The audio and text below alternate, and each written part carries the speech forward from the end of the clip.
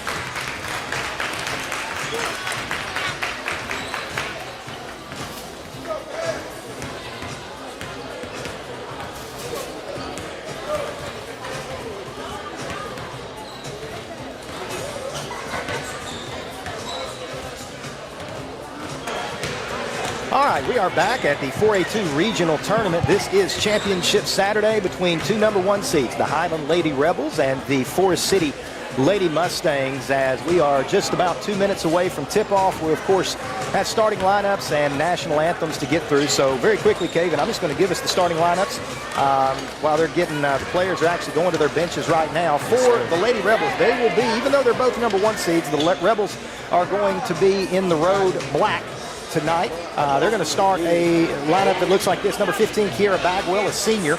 Number 24, another senior, Sadie Meyer. Obviously, we already talked about her. She'll be going on to UT Martin next season. A freshman, number 30, Gracie Humphries. A junior, number 50, Summer Luke. And number 14, Miley Clay Circle. For the Lady Mustangs, and Cecil Meyer, as I've already mentioned, the head coach for Highland, 20-8, 10-0 in conference play. Forest City, coached by Veronica Williams, 28-2, 10-0. Starts number 5, Jariah Palmer. Number 12, Cassidy Smith. Number 21, Kylie Bailey. Number 23, Ariana Applewhite. And number 10, Mariah White. So that's the starting lineups. We're getting ready to have the national anthem. So we will go ahead, let the camera go to the American flag in the end zone. We're going to be quiet as we have the playing of the national anthem.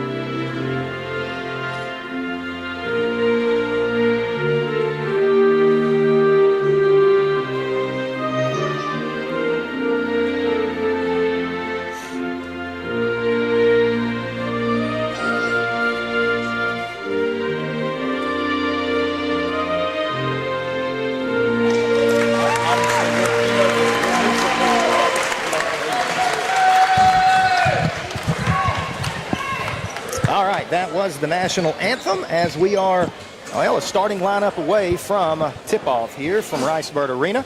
Cole Sherman, Caven Bryant, also Caleb Anderson is our cameraman tonight. Caleb's been the cameraman for us pretty much all season long. Caven, he's done a good job. He has done a very good job. He's very committed to doing it as well. See him all the time. He's always out there doing a great job.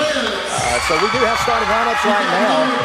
And Caven, as we'll be getting ready for that, kind of give me your last thoughts. I mean, what do you expect to see tonight? A couple of number 1 seeds playing for a regional championship. Yes, sir. I expect to see a lot of intensity tonight. I really want to see a lot of, I don't know, I just want to see a lot of good basketball in my opinion. Just like 2 number 1 seeds facing it off.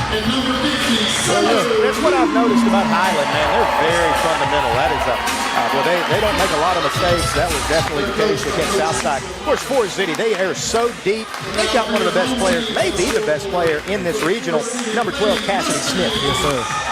So, starting lineups for Highland has already been announced. We're getting ready to have starting lineups for the Forest City Mustangs.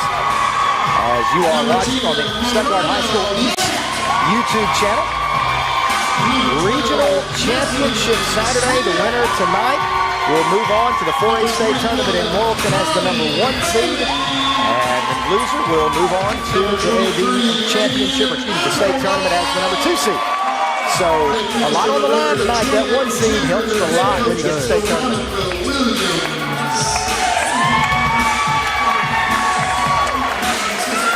All right, here come our officials.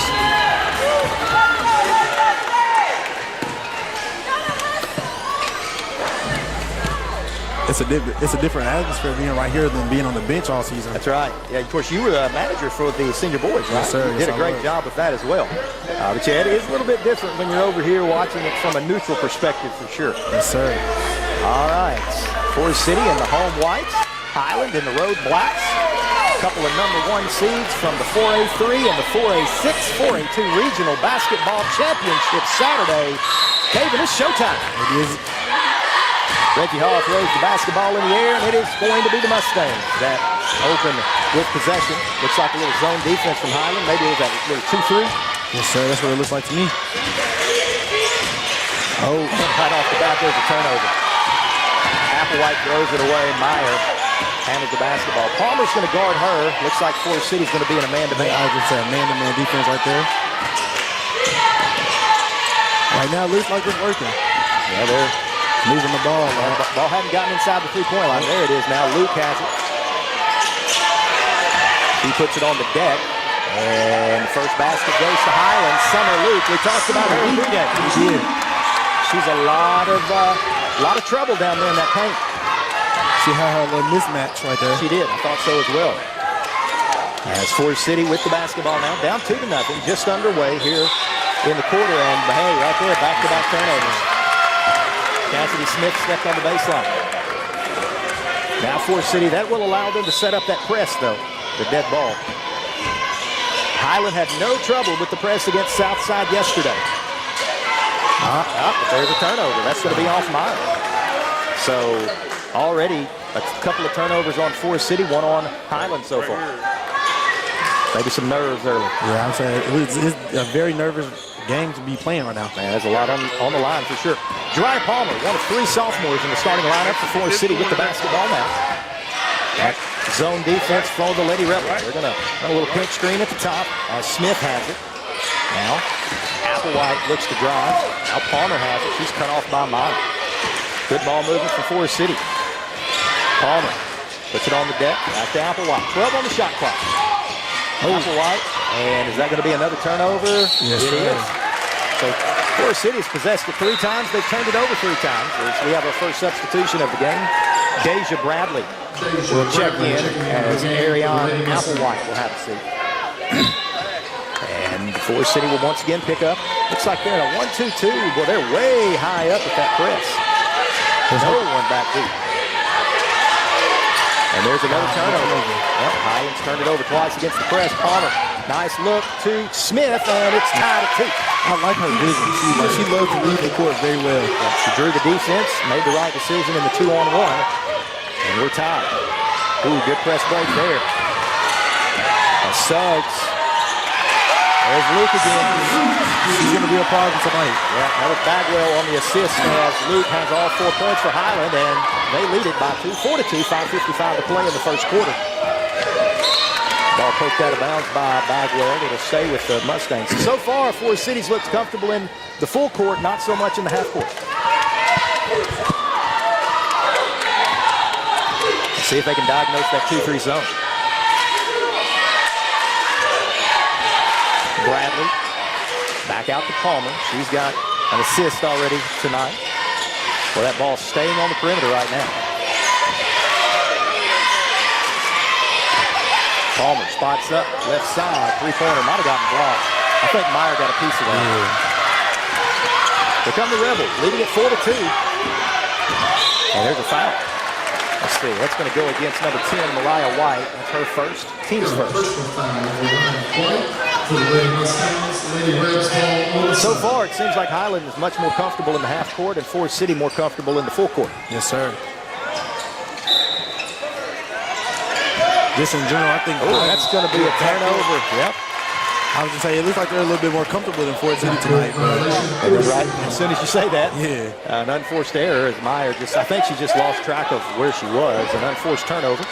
That is 2 for Highland, 3 for Forest City. So 5 turnovers between the two squads already. That's what Forest City needs to do. Cassidy Smith missed the jumper, but that's a good shot, good touch.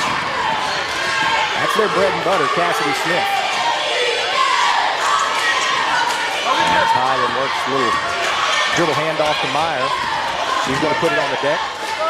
Spits it out to 4. Left side, no good. There's Bagwell, and it's 6-4, or 6-2, I'm sorry. As Highland with a little offensive rebound and putback. Yes, sir. And boy, they're going to call a foul. That was could have been a travel. I was going to say, that was very close to being a travel. They're going to say that it's a foul. I believe that they give it to, they gave it to Bagwell, her first, team's first. But what's hard to dribble through a 2-3 zone defense. It is indeed. You got to move that basketball to make that defense move. Inbound goes to White. She spots up. Boy, she almost banked it in off the side. Here come the Rebels. It's going to be the same set they ran earlier. This will be a dribble handoff to Meyer. And Palmer cuts it off. A little chippy right there. Yeah, might have got a hand to the face there. Bagwell, right side, launches and buries it. Bagwell gives Highland a 9-2 lead with 4:08 to play here in the first quarter. She looked very comfortable with that triple. She was confident when she let that one go. Bradley drives baseline, and there's another turnover. It's hard to drive. You don't have to move the ball. Yeah, and Taven, what you're saying, I mean, it is hard to dribble through a zone defense. You've got to move the basketball, make the defense get, not rotate. Then you can attack the gaps that are created. So far, Forest City really keeping the ball on one side of the floor. They're not rotating it at all. Here comes Meyer. Spin, turn, and that one won't go, and the rebound is controlled by Applewhite. Slowing it down. Yep, good decision, no numbers. Now they'll reset with Palmer at the top. Now Bailey, right side to Applewhite. That's just a fourth shot. Once again, though, Caven, ball stayed on the right side of the floor. No reversal. They're going to get her for a foul. There it is. Ariana Applewhite commits number 2 on the Mustangs. That's her first. Well, foul trouble was a problem for the Lady Ricebirds on Thursday, wasn't it? Wow. Yes, sir. Brooklyn with the late foul out. Yeah, that was hard. When her and Madison fouled out for Stuttgart, that was kind of that was all she wrote. Blyville, of course, won that one. Moved on to the state tournament, where they'll be the number 4 seed out of the 4A2 regional. And there's a turnover. Here comes Applewhite. Let's see if she can beat Highland down the floor. She can, and it's 9-4. All 4 points for Forest City have been in transition. Highland does a good job diagnosing the press. Meyer always under control. Luke at the left elbow.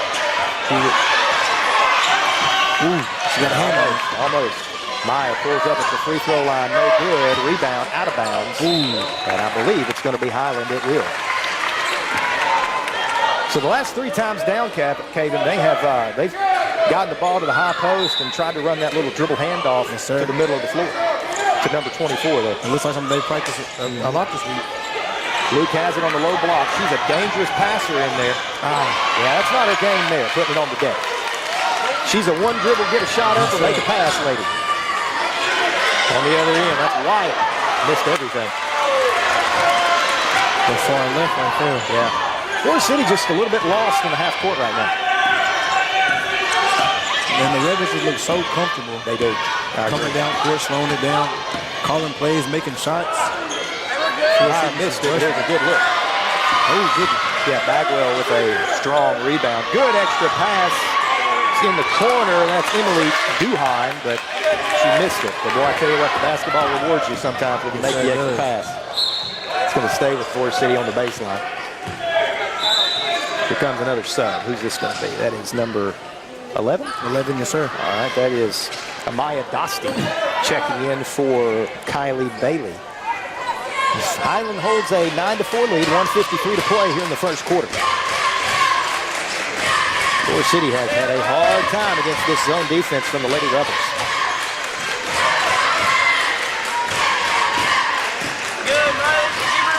Back to the right side. Yep, they're definitely right-hand dominant. Now there's a good reversal. There we go. There you go, and you got a nice driving lane. Missed the shot, but you got a good lane. Now here comes Maya. No numbers. Got her head up. She's going to drive it baseline. Gets cut off.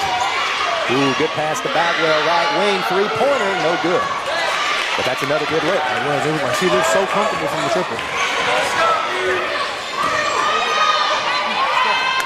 Forest City going to have to move that basketball. Palmer, step back. Shot won't go, and Bagwell is cleaning the glass right now. She's got 2 defensive and 2 offensive rebounds already tonight. Coach Williams imploring her team to pick up the pressure. Bagwell on the baseline. She still has her dribble. There it is. She's got the dribble. She's got the rip through. She's got the basket. Yeah, she had that dribble alive. Nice rip through. 2 dribbles baseline, and Highland leads at 11-4. As we tick below 38 seconds to play here in what has been kind of a Highland-dominated first quarter.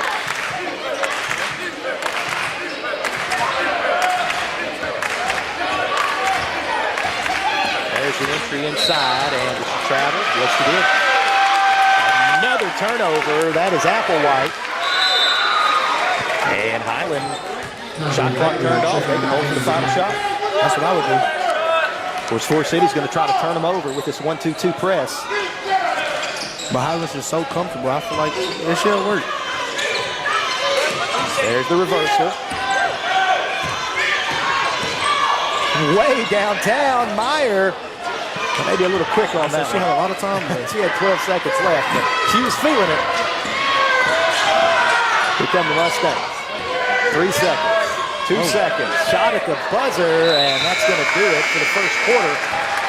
Highland with a good opening stanza. They lead at 11-4. 3 quarters to go in the 4A2 Regional Championship from Stuttgart, Arkansas.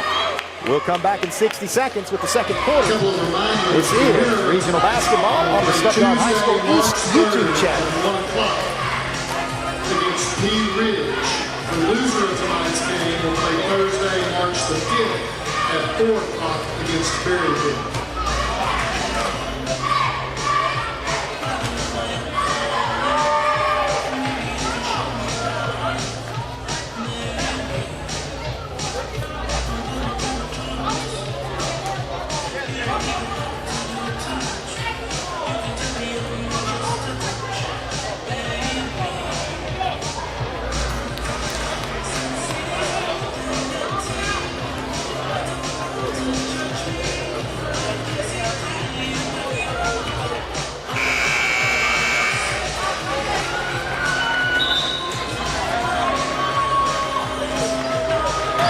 Caven, that first quarter was dominated by the Lady Rebels. It was.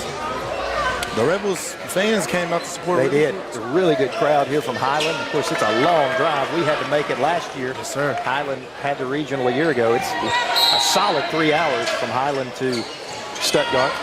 Forest City, not near as far, about an hour and 15 minutes. Highland has it to open the quarter. There's that dribble handoff again. She got the corner, spits it out to Bagwell. She missed one a minute ago. Oh, there's an offensive rebound by number 14, Mighty Clay Circle. Looks like she hurt herself a little bit right there. She's a little bit of pain. You're right, she's grimacing. She sure is.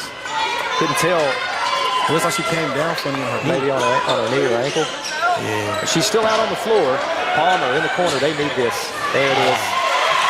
Ryan Palmer, that is a big basket. Kagan, that ends a 11-0 Highland run. Yes, sir. She'll step up when they need it the most. Well, she played a lot for them as a freshman. Yes, sir. So Highland looks to answer, leading at 13-7.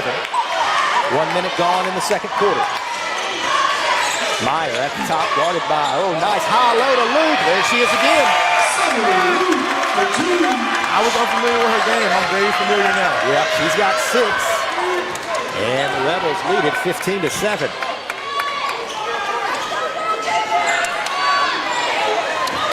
Yeah, Luke, she does a lot of the little things for the Lady Rebs.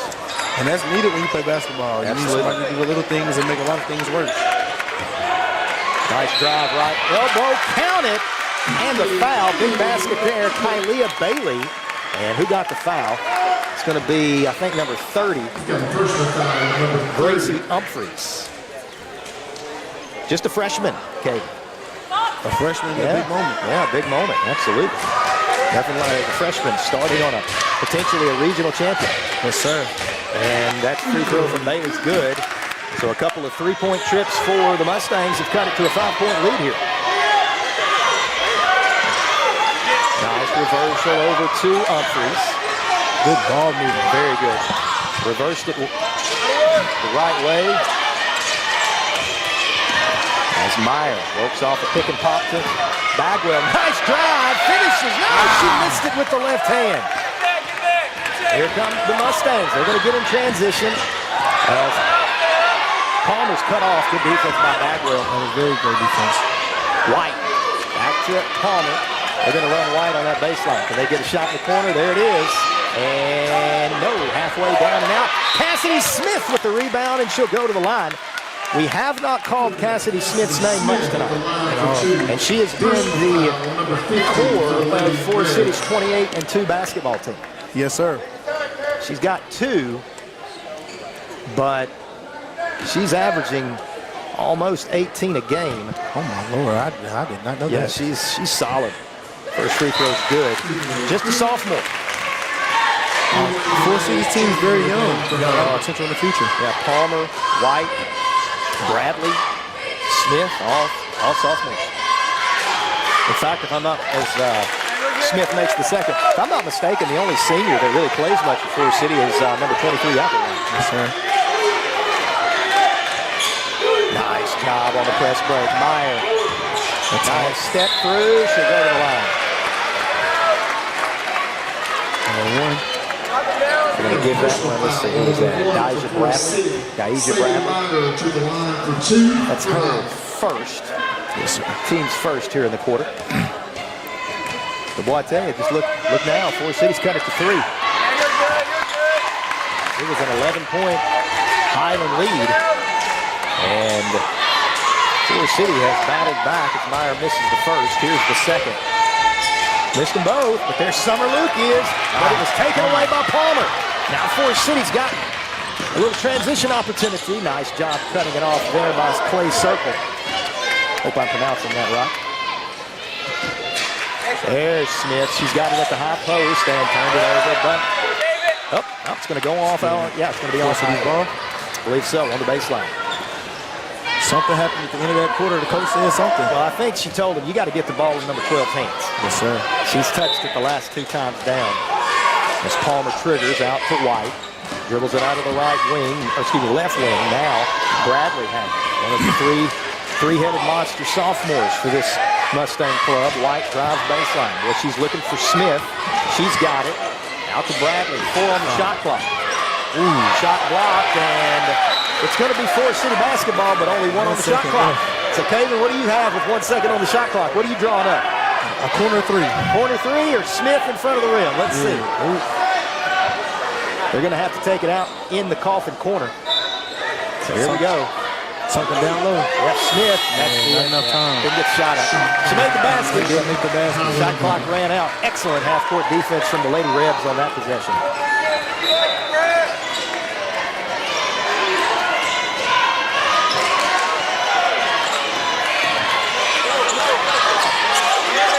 All right, there's Lucas again. Nice reversal to Meyer. That's good basketball.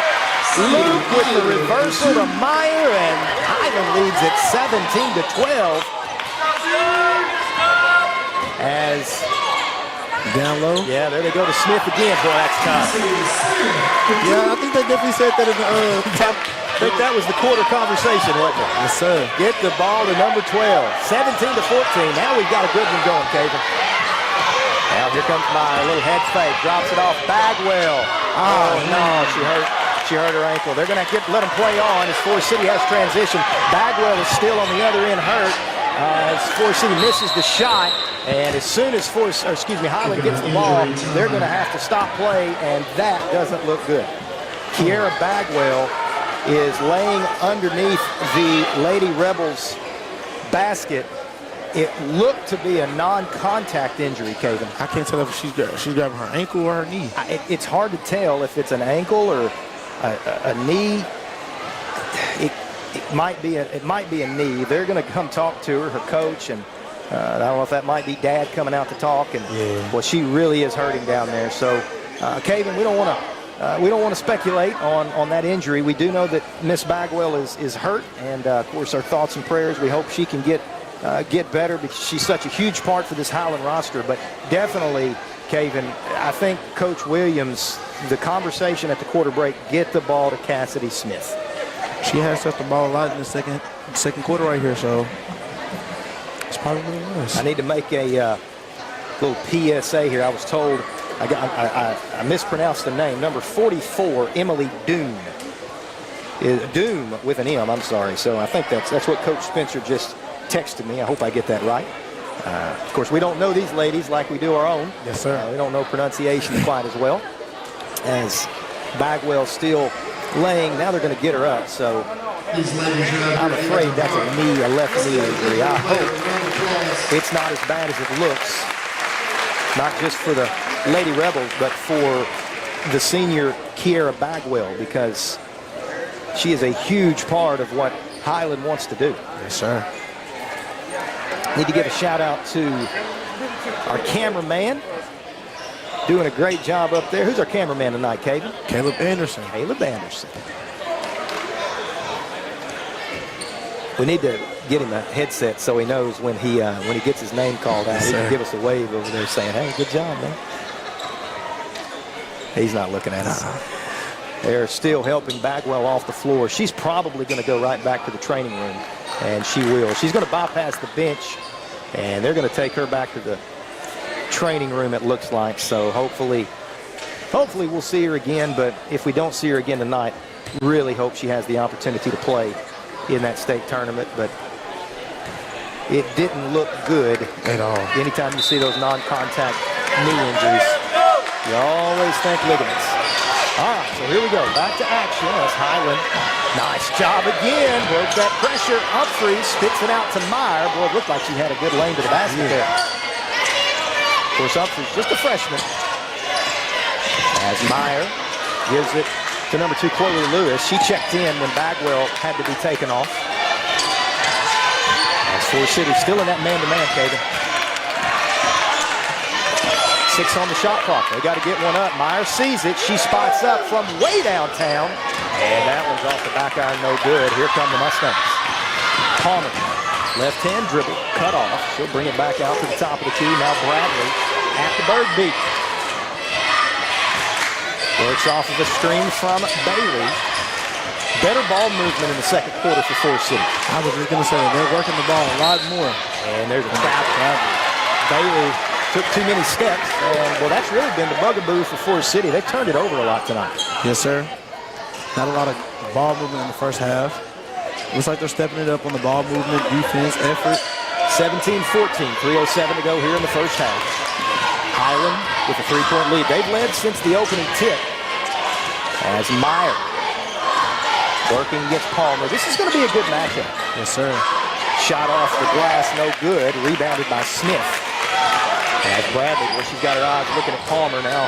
Might have been travel, no whistle there. Rebound Meyer. And Meyer dribbles her out of there. She's going to the basket. And Palmer's going to foul her right in front of our broadcast position. But I tell you what, if she doesn't get fouled, she's going to that cylinder. Yeah, I was going to say, it was a good she's very quick. I've seen she's very, very quick. Very talented young lady.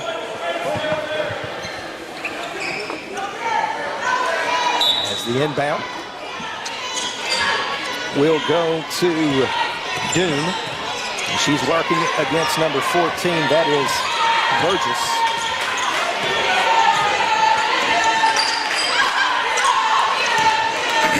22 on the shot clock. Highland. Boy, yeah, Palmer just held her. This is going to be a very good matchup tonight. Fouls could be an issue. 2:25 to play. That's the third on Forest City. So 2 away from free throws. And as it looks like Mariah White will check into the game. As number 14, Burgess will have a seat. That was the second on Palmer. That's big. And they left her in the game. So Palmer on the floor with 2 fouls. She's the primary ball handler for the Mustangs. She is. She's a very good role in the Forest City Mustangs offense. Meyer, she's going one-on-one. That's it might have been another foul, no whistle. Here goes Doom, spits it out to Meyer. 20 on the shot clock. Well, the half-court intensity's picked up, hasn't it? Ooh, that's a nice hezzy from Meyer, but she missed the shot. And we're going to have a jump ball. It looks like it's going to go back over to the Mustangs as Luke will check in for the Rebels. Still haven't seen Burgess emerge from the training room yet. I sure hope she's all right. I do too. I do too. Burgess, part of that big 3-headed monster for Highland. Meyer, Burgess, and Luke. Now, they're not the only pieces to this Highland club, but they are definitely the primary spots. Nice look inside to Applewhite, but her shot was blocked. She got it back. Good way to recover. Yeah, very good. Smith, baseline, pulls up. Boy, she got some height on that jump shot. No one's blocking that one, and Forest City's within 1. 95 seconds to play in the first half. Forest City's battled almost all the way back, and there's a turnover. Here come the Mustangs. They've got a 3-on-2. White cut off out to Bradley, and Forest City will reset. Palmer in the corner. Smith drives. Bodies up off glass. Luke with good defense. She didn't budge. And here come the Mustangs. Behind the pack, Meyer goes. She's over the timeline now. As we will tick under a minute to play on this possession. This has been a good one, Kate. It has been a good game so far. 60 seconds. Nice. They got Luke on the push-off. Ooh, are they going to call that on Mustangs? Oh. No, it's going to be offensive. I thought so. I thought so. Reggie Hall doesn't miss many. Luke, you could tell she pushed off pretty bad. It was, we saw it. Mr. Hall was right in front of us. So, and that'll give it back to the Mustangs.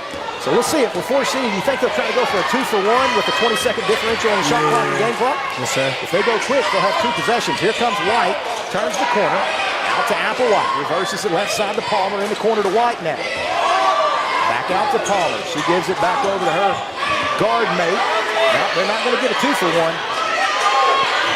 Cassidy Smith has it in the mid-post, puts it on the deck, missed the shot, rebound, controlled by Humphreys. So here come the Rebels. Meyer to the basket, spits it out, but Goodman traveled with the basketball. So now Forest City will have a final opportunity, down by 1 with 21 seconds to play. This is good. This is good. It's been a good one, hasn't it? Yes, sir. Very entertaining basketball between 2 very good basketball teams. I look forward to seeing how they do in the state tournament next week. White has it in the corner. She drives baseline, leaves it for Smith, and she turned it over. 4 seconds. Can Meyer get there? 2 seconds. 1 second. Good if it goes, and it does. Sadie Meyer with the basket at the buzzer, and we head to the locker room. Highland leads Forest City 19-16 in a very low-scoring first half, but a very entertaining first half. Very, very entertaining in the second. All right, two teams will head to the locker room to get some halftime adjustments. Coach Cecil Myers actually going to have a conversation with our officials at mid-court. I'm not sure specifically what he's taking exception with, but looks like the conversation is over as Coach Myers will head to the locker room with his Lady Rebels. As we are 8 minutes away from the start of the third quarter, Kagan, let's take a break, and when we come back, we'll break down that first half. Yes, sir. All right, we'll be back in just a few minutes. You're watching 4A2 Regional Tournament Basketball on the Stuttgart High School East YouTube channel.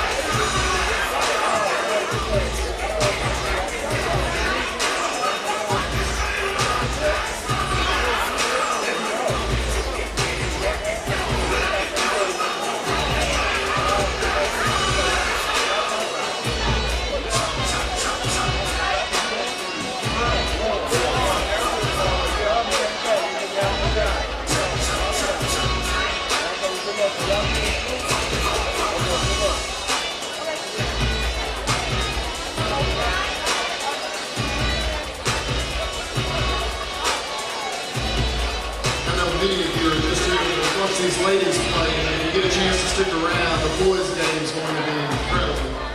Waddle's a very deep team, but have a lot of athletic guys that play the next level. Brooklyn's got really big guy inside, really deep team, can shoot the ball, can handle the ball. The game has the chance to be absolutely fantastic. This second half is probably going to be a lot more high scoring than the first. Those girls are going to settle in and really put on a show for you.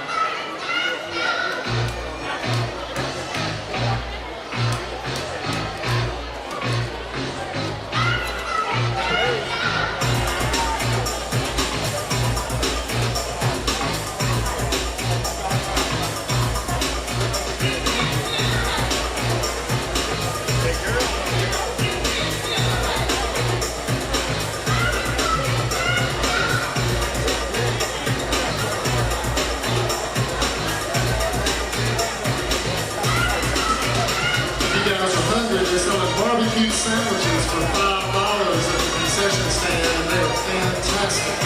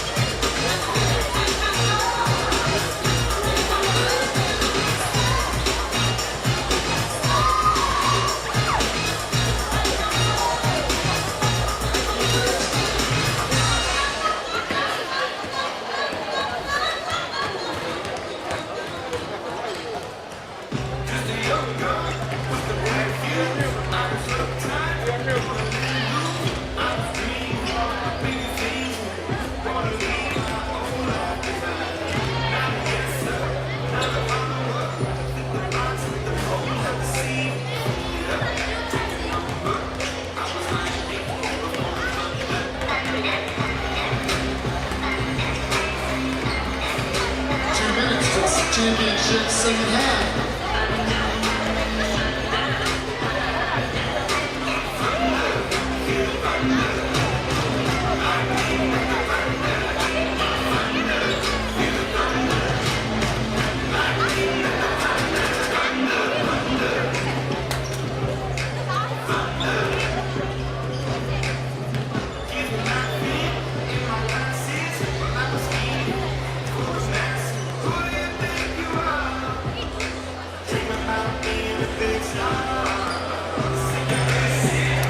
4A2 Regional Tournament Basketball from the campus of Stuttgart High School, Riceburg Arena. Cole Sherman, Caden Price, Caleb Anderson on the camera as we are calling the 4A2 Regional Championship game between a couple of number one seeds, the Forest City Mustangs and the Highland Lady Rebels. One of the first things we want to mention is the situation with senior number 15, Kiera Bagwell. We have not been told whether to expect her back tonight, but we do feel pretty confident that the injury was a knee. It is a knee injury. It didn't look particularly good. You know, our prayers, of course, with her. We would hopefully it turns out to be something minor, but Kevin, I wouldn't be shocked if we don't see her again tonight. She looks in high hopes of going into the bench. So you're absolutely right. Thank you for pointing that out. I just noticed Bagwell is out on the bench. She has an ice pack on that left knee, so that's good to see her out of the trainer's room. She's back on the bench, so at least she can be a part of the second half in that way. But Kevin, I tell you, the first half it was Forest City's inability to do anything in the half court. The second quarter, I should say, they made a real effort to get the ball. They had an amazing comeback. They cut it down to one. Great bucket at the end of the quarter. So it's going to be a good second half to watch. Sadie Meyer's basket, as time expired, is what gave Highland that 19-16 lead, and it will be Lady Rebel basketball as we start. Kevin, I don't expect anything different from Forest City defensively. It's going to be a lot of pressure man defense. Yes, sir. This is what I really like about Forest City. They're a very high-energy team. They came to play basketball tonight. All right, so here we go. 2 quarters to go. The winner of the 4A2 Regional at stake. And boy, they're denying 9. Look at that. 3-pointer from Humphreys. No good. And boy, there's a rebound though for number 14. Play circle, but she missed the follow. Back the other way. Boy, 3-on-2. They had numbers. Nice hesitation from Applewhite. She missed it. Smith with the follow, and she missed it. So a couple of opportunities missed for both teams underneath the basket. But yeah, it looks like they're boxing one, Kevin. Yes, sir, they are. That's a boxing one. Inside the summer loop. Turns, and if she catches it that deep, there's not much you can do about it. I'm really liking her game. I like the down low play by her. I believe she's got 8. They have 6 on the board. I think that's her 8th point tonight. As Highland leads at 21-16, and promptly Forest City dribbles it off their foot. But yeah, Kevin, that boxing one defense by Forest City on Highland, we'll see how that affects the Lady Rebels. Because they're going to try to take Sadie Meyer out of the game. And when you take Bagwell off the floor, you can put a lot of focus on number 24. But of course, Summer Luke, you know, when that lane, if that lane gets empty, that's going to make 50 very dangerous inside. Yes, sir. Almost turnover, and it's Humphreys' pass. Right to their bench. Yeah, threw it to the bench. Threw it to the scorekeeper there. Of course, Highland also, they're with not only without Bagwell, but they also have another young lady at post that's in a boot. I don't know her name, but I know I was talking to their play-by-play man before the game, and he said they've got another injury going on. Smith with that high mid-range. Very high. Yeah, she gets that ball very high. Hard to block it. 21-18. Highland in front. They're going to have to do it without Bagwell here in the second half. Play circle. That's a nice look. That was a very nice mid-range shot. Highland's going to call a timeout. And I think this timeout, Kevin, is as much about, okay, Forest City's boxing one. They're going to try to take Sadie Meyer out of the game. How are we going to attack that? Yes, sir. But one thing, Kevin, when you do run some of those jump defenses, man, the other players, when you're basically playing 4-on-4, that floor opens up. You've got an opportunity. A lot of plays to be made.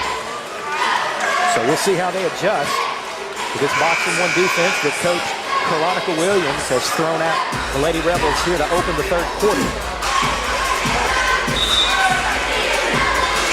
Cecil Meyer and the Highland Lady Rebels. They are the champions of the 4A3 conference. They went 10-0, 28-8 overall. Forest City, the champions of the 4A6, 28-2 overall, 10-0 in league play. Battle of champions out here tonight. White. They get it to Smith, spits it out to White. Oh, she's going to make one eventually, but she hadn't made one yet tonight. Mariah White, as Luke clears that rebound to Sadie Meyer. Here come the Rebs, leading at 23-18.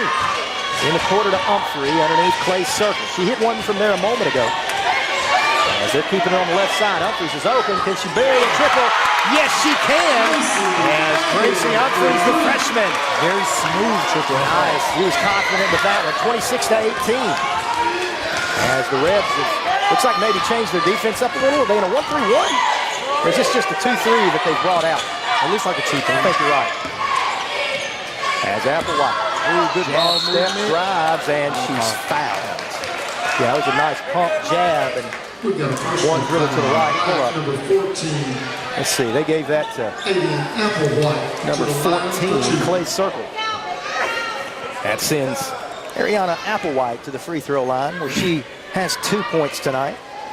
And she misses that. I just hit somebody's foot. She's got her foot up beside us. I just hit it with my hand. Wow. Good crowd here in Stuttgart Arena, especially considering how far Highland had to drive to get here. Missed them both.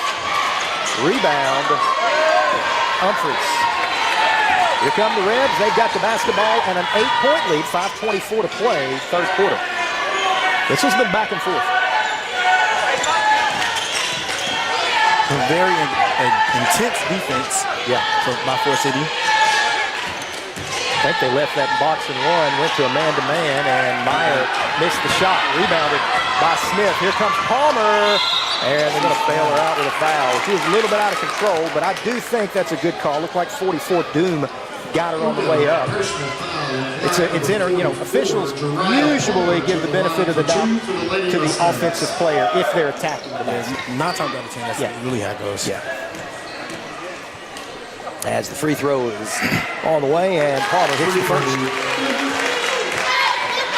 My first time watching her this season, I did not know she was a sophomore. I thought she was like a junior or senior. She started as a freshman last year. Just off the way she ran the offense and defense. Very captain. I agree. Missed the second, and the rebound was cleared by Humphreys, so Highland has it once again, leading by 7, under 5 minutes to play here in the third quarter. Highland being pretty methodical as they try to diagnose what is now man-to-man defense from the Mustangs. They started the quarter in a box and one. As Humphreys drives against White, that's a mismatch. Humphreys with a significant size advantage over White. She was able to get down that right lane line and drew the foul. That's number 1 on Forest City, and that is White's first, according to the board. Oh, her second. They just gave it to her. Yeah, second. As Humphreys hits the first. Charlize Goodman, a senior, will check in. Well, she should be checking in right now. Unless she has a shooter. Good point, Kevin.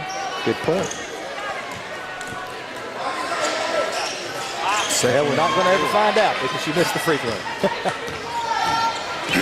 Forest City with the basketball down by 8. 4.5 to play here in the third quarter. Bradley drives down that left lane line. Are they going to call a block? They are. That was a 50-50 call. The Highland fans think it should have been a charge. The Forest City fans think good call. That's usually how a charge goes. It's either going to be a blocking or a charge. It's always 50-50. Used to you saw more charging fouls, offensive player control fouls, than you have the last 2 seasons. They've made it a little bit more difficult to get offensive fouls. Sure. They thought that the defensive player was moving as Bradley makes the first. Humphreys will have a seat as Goodman checks in. So she was coming in for the shooter.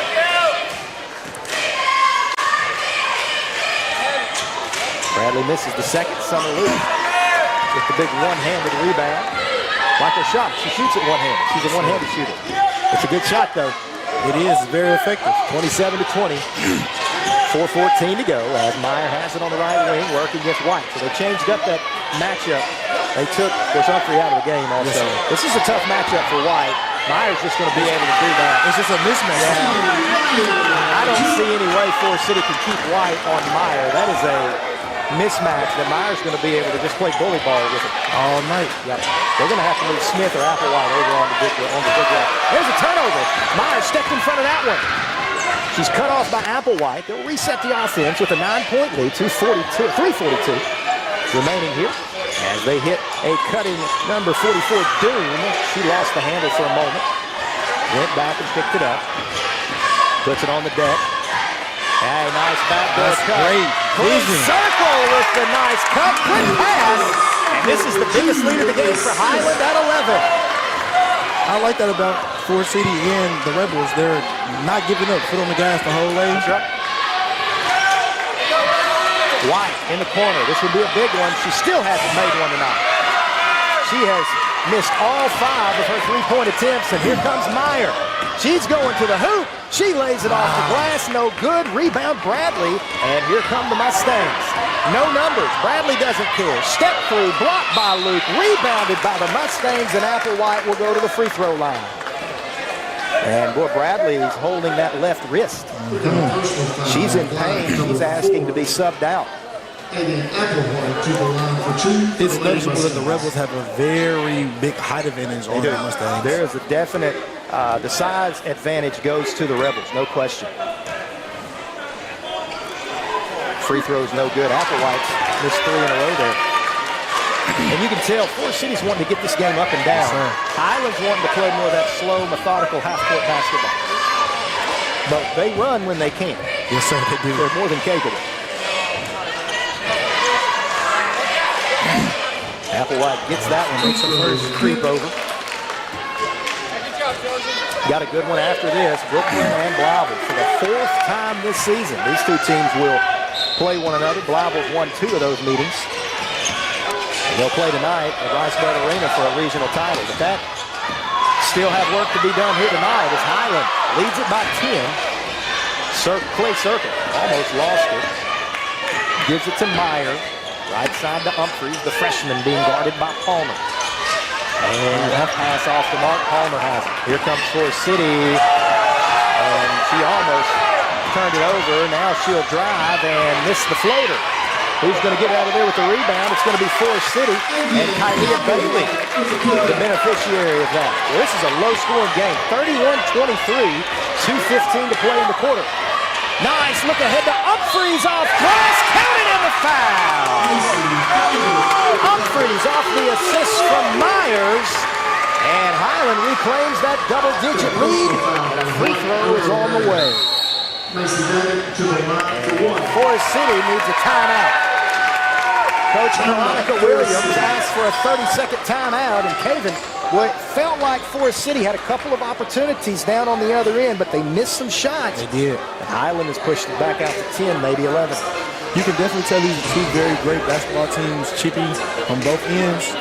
So it is very low scoring, but that's what you get with 2 very good teams. Yep, they're battling on the defensive end for sure. Of course, that boys championship game that will be immediately following the girls championship game between Blyville and Brooklyn, that's going to be a good one. Yes, sir. I'm very excited for that game. It's going to be a good one. Of course, the Bearcats got to the regional finals by knocking off Stuttgart in the first round. Then they made pretty easy work of the Forest City Mustangs. Blyville, on the other hand, knocked off Truman and then had a really just an unbelievable performance last night against Gosnell. Led by as many as 44 at one point. Ended up winning by, I think, 40. Oh, my Lord. Just really impressive play by the Chickasaws as Humphreys' free throws good. And Highland has equaled their biggest lead of the game at 11 with 2:11 to play here in the 3rd quarter. Bradley checks back into the game to see if that wrist is still bothering her.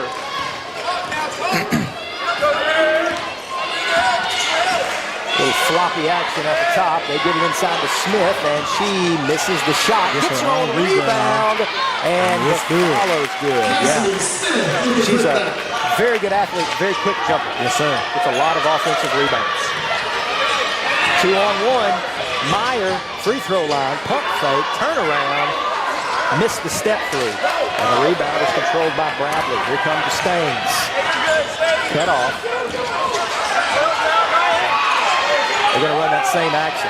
Nope, lost the dribble. They're going to have to run it with Palmer. It's kind of that floppy action at the top.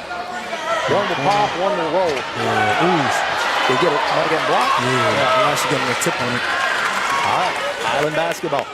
9-point Rebel lead, 1:17 to play. Meyer, right side to Humphreys. Back to the top to Clay Circle. Now Meyer, she's going to spot up left side. Three-pointer, no good. And here come the Mustangs. Might have gotten away with the travel on that baseline. Yes, sir. Might have gotten away with one right there, too. As Palmer works off of the screen. Left side it goes now to number 11. She drives off glass. No good. I tell you what, Humphreys, she's only got, well, she's got 7 points. Ooh, yeah. An offensive foul as Humphreys kind of stuck the shoulder out and knocked the ball handler off of her feet. And you've said it a couple times, Caven, it's got a little chippy out here. Very, very chippy. A little chippy. That was, Humphreys kind of stuck the shoulder out.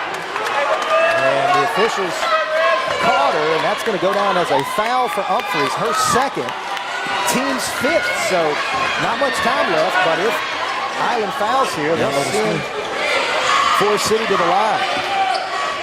Here come the Stains. Left side now to Dostie. Back out to Palmer. Left wing, three-pointer, good. And the Mustangs battling back here in the closing seconds of the quarter. 34-28, 20 seconds to play. Good press offense. Meyer in the front court.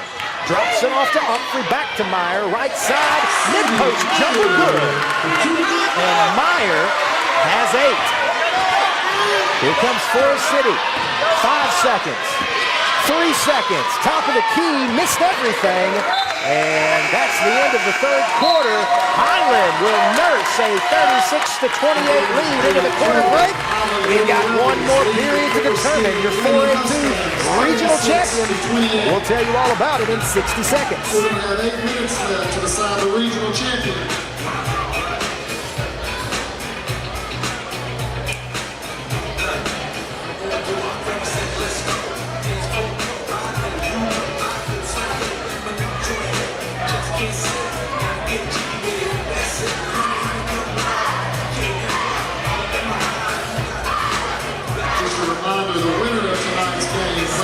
Tuesday, March 3rd, against P Ridge.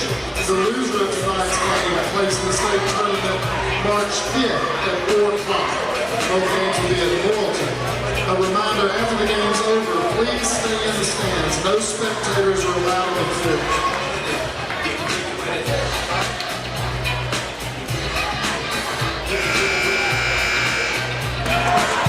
All right, fourth quarter. Highland 36, Forest City 28. Off the air, we were just talking. I'm a little surprised Forest City left that box and won. Yes, sir. They were in it for about 3 or 4 possessions to start the half. It looked pretty good. I would say it looked like it was working very well. They haven't been in it since. They've been straight man. We'll see if Coach Williams makes that change for the final 8. It's Mustang basketball. Can't tell, is this a 1-2-2 or 1-3-1 or just kind of a unusual 2-3. That runner off the mark. Well, they're ping-ponging the ball around. It's going to be Palmer that comes out of there with it. I think everybody on the floor touched it. Everyone touched it. They need to slow it down just for on this drive at least. Right side, Palmer drives. Boy, good defense by Summer Luke. Cassidy Smith rebounds. And we're going to have a jump ball. It's going to go over to Highland. I tell you what, Summer Luke does a great job of staying there. Yes. Possession, put the hands and move the hands. They're going to call foul quick. She does a great job of just being very, very fundamental. She is a big part of Highland's success. Been impressed by her this whole regional tournament. She's a big part of their press offense, too. Look at great ball reversal there. That's how you break it. Meyer spits it out. to Clay Circle, drives with the right hand, leaves it for Humphries, 17-footer, no good. There's Summer Lucas. Out to Doom, now Meyer, free throw line jumper, bucket. She just looks comfortable in everything that she does. Never in a hurry. No, never in a hurry. From the defense to offense, she just looks so natural, comfortable. Yeah. Oh, there's a turnover. That one out of the reach of Smith, and Highland has it. They lead it by 10. They could take their biggest lead of the game on this possession. Doom on the left wing. And she's fouled. That is number 3 on Palmer. No, that's not good. Well, one of the things I've noticed about Meyer is how good of a job she does playing off 2 feet. You know, she's always under control, plays off 2 feet. When you do that, you just don't draw many offensive fouls, and you always are under control. And that's the second time she's done that tonight. Just lost track of where she is, caught it on one side, dribbled to the other side, over and back turnover. That may be the only 2 times she's ever done it. I can't imagine she's never done that before. And she looked very frustrated with herself doing it. Yes, she did. She did. Second time tonight she's made that mistake. Maybe the only 2 mistakes she's made all night. Here comes Palmer. She hit one a moment ago, missed that one, and I think it's going to be Forest City basketball. It will, as the Mustangs will inbound on the baseline. Well, you can get a lot of cheap baskets on these baseline out of bounds. A lot of times they like to throw it to the front of the rim to Smith. There it is. She's got it. And she's fouled. We've seen that a lot this year playing Forest City. At least 2 or 3 times a game, they're going to go baseline out of bounds to Smith right in front of the rim. Because either she's going to make it or get fouled. That's right. It's a very smart decision to do. Simple, but very effective. Very. First free throw is good. She's a good free throw shooter. She's got 12. She leads all scorers. Meyer leads Highland with 10. Very balanced scoring tonight for both teams. Smith missed the second. I hit her with the broadcaster jinx. I said how good of a free throw shooter she is. Luke with the rebound. Outlet pass up ahead to Meyer. And Highland will set the offense, leading 38-29. Skip pass to Meyer. She surveys from the left wing. Now out to Doom, who will reset at the beat. Left side, Meyer. 15 on the shot clock. 6 minutes to go in this one. 38-29. Highland leads. 8 on the shot clock. Meyer's going to shoot that one. There it is. Missed the shot, though. And, boy, that 3 ball just hasn't fallen tonight like it did against Southside yesterday. Here come the Stings. Palmer turns the corner. The little hard. Luke made it difficult. Here comes Highland. Meyer, right hand, and has it poked away. But no, they say she fouled her. They say that Meyer was fouled. That's team foul number 1 on the number 2 on the Mustangs. That foul given to number 11, Dosty, her second. And we have a timeout on the floor. Coach Williams is taking exception. She does not believe that that was a foul on Dosty, and she's letting one of our officials know about it. It's a full timeout, so we'll go ahead. We'll take a break, and we'll have the final 6 minutes of regulation when we come back. This is 4A2 Regional Tournament Basketball on the Stuttgart High School East YouTube channel.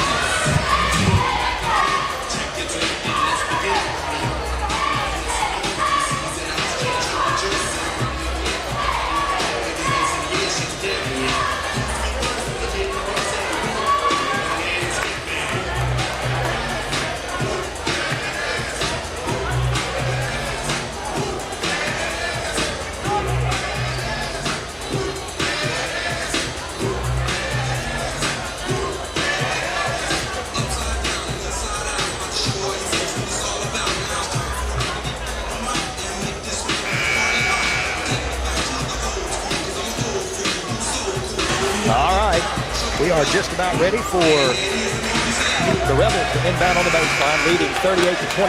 5:39 to go, and feels like this one does Forest City have one more run in them? That's what we don't know. I don't know. Let's find out. Doom is the trigger man for the Rebels. Goes out to Clay Circle, back to Doom in the deep corner. She will put it on the deck and give it to Clay Circle, guarded closely by Bradley. Man-to-man defense for the Mustangs. As Doom is cut off, and boy, she got a pocket pick by Dosty. Nice hands there by Dosty. Slowing it down. Yep, Forest City's going to set things up. They're going to have to get number 12 a touch on every possession. Palmer. Back out to Bradley. Here goes Bradley. Spits it out to Dosty. Puts it on the deck for the free throw line. Cut off by Meyer. 13 on the shot clock. Palmer. Baseline drive. Runs into the brick wall named Luke. Rebound Forest City. Follow shot no good. Cassidy Smith with a basket. And it's a 7-point Highland lead. Cassidy could be the bright. And Smith with an effort play. It's going to be out of bounds. Last touch by Forest City, but Smith almost made a play there. Smith could be the spark to Forest City's comeback. She's got to touch the ball every time down. Any possession that Cassidy Smith doesn't touch it is a missed opportunity for the Mustangs. Now that allows Forest City to set up that press, but Highland hadn't been bothered by it today after the first few possessions. They're a very comfortable basketball team. All right, here we go. Play circle. Humphries in the corner, puts it on the deck, leaves it for Doom at the beat. Now Doom will pick up her dribble, needs some help. Gets it from Clay Circle. Moving the defense around. Yep, good ball movement. As Humphries turns the corner, gets to the left hand, but she missed the scoop. There Luke is with the rebound. Out, back to Humphrey. Well, Luke's got her man pinned, and she's going to be fouled. So that is team foul number 3 on the Mustangs. And number 3 on Dosty. Feels like Highland could use number 50 in that half court a little bit more than they did. A little bit more. Inbound goes to Meyer. New shot clock. 35 on the shot clock. 4:14 on the game clock. The Highland looks like a 7-point lead. They're going to eat some clock. Yeah, the coach is telling them to leave the floor. He's out there directing them where to go. He's telling them to slow it down. Yeah, it looks like they're going to wait till about 10 seconds to initiate. Let's see. Meyer to Doom on the right wing. 15 on the shot clock. Out to Clay Circle. They'll get it back to Meyer if they can. 10. They got to go pretty quick. Ooh, Rutgers might want little steps there. Yeah, Meyer has it. 5 on the shot clock. Ooh, way downtown. Missed everything, and that'll be a shot clock violation. So 35 seconds off the clock. But no basket. But it looks like Coach Meyer feels like a 7-point lead might be enough that he can take the air out of the basketball and win this one. Forest City's moving fast, the Rebels moving slow. Time not on the side of Forest City, but with 3.5 to go. They do have enough time. Only a 3-possession lead for the Rebels. Now it's 5. That's a baseline runner from Bradley. Boy, I don't know. Did Coach Meyer take his foot off the gas too quickly? That allows Forest City to pick up in the press. Doom has to get it over. Forest City's first holding in the trap. They're trying to steal possessions as Humphries has it in the corner, puts it on the deck against Bradley. Step through, no good. Here comes the Mustangs. Bradley in the center of the floor. Step through, shot blocked, no whistle. Picked up by Smith, and let's see, whistle and a foul on the floor. Boy, this tension's picking up here in Ashford Arena right now. That foul, number 2 on Highland. They gave it to Luke, her 3rd. Inbound, there it is, and it's blocked. Smith had it blocked. Outlet pass, up ahead to Meyer. Puts it on the deck, to the basket. Nice look to Circle, Clay Circle, and that's a big basket for the Rebels. Clay Circle gives Highland back their 7-point lead. Nice assist from Meyer in that transition. Mustangs almost in a must-score situation. Corner, Bradley. Now back out to Palmer, top of the key, 19 on the shot clock. In the corner to Applewhite, picks up her dribble. Palmer, she's open. 3-pointer good! Palmer makes it a 4-point lead. Here come the Mustangs, 40-36. Highland breaks the press, and they turned it over. No, they say Forest City touched it. The officials both say that it was deflected by Forest City, so that's a break for the Rebels. They'll inbound in the Coffin corner with 25 on the shot clock, 2:02 on the game clock, 40-36. The Rebels in front. I'm just smiling. It's fun, isn't it? It's very fun, very intense. Whistle and a foul on Palmer. That is her 4th. That's Bradley, I'm sorry. That is Bradley's second. The Forest City fans do not like it. They thought 24 got away with a little shoulder there. I ain't lying. It did look like it was a little push off on 24. All right, here we go. 2 minutes to play. Meyer drives with the left hand and counted! And the foul! And one. Meyer took it over, and she'll go to the line for a plus one. 42-36, 154 to play. And that was a heady senior making a play, making the official make a call. She made it look way too easy. She did. She did a good job. Might have done a little bit of an acting job there, but she got the whistle. And Coach Cecil Myers is going to ask for a timeout.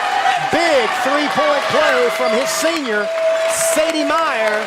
And the Rebels lead it 43-36, 154 to play. As we have a 30-second timeout on the floor. As Caven, Forest City is almost in a situation. They've got to score every time they touch it, and they might need some help from Highland. Yeah. It's just like, I don't know, number 12, is it Cassidy? Cassidy Smith. She's the spark in this fourth quarter for Forest City. To keep getting her some more touches.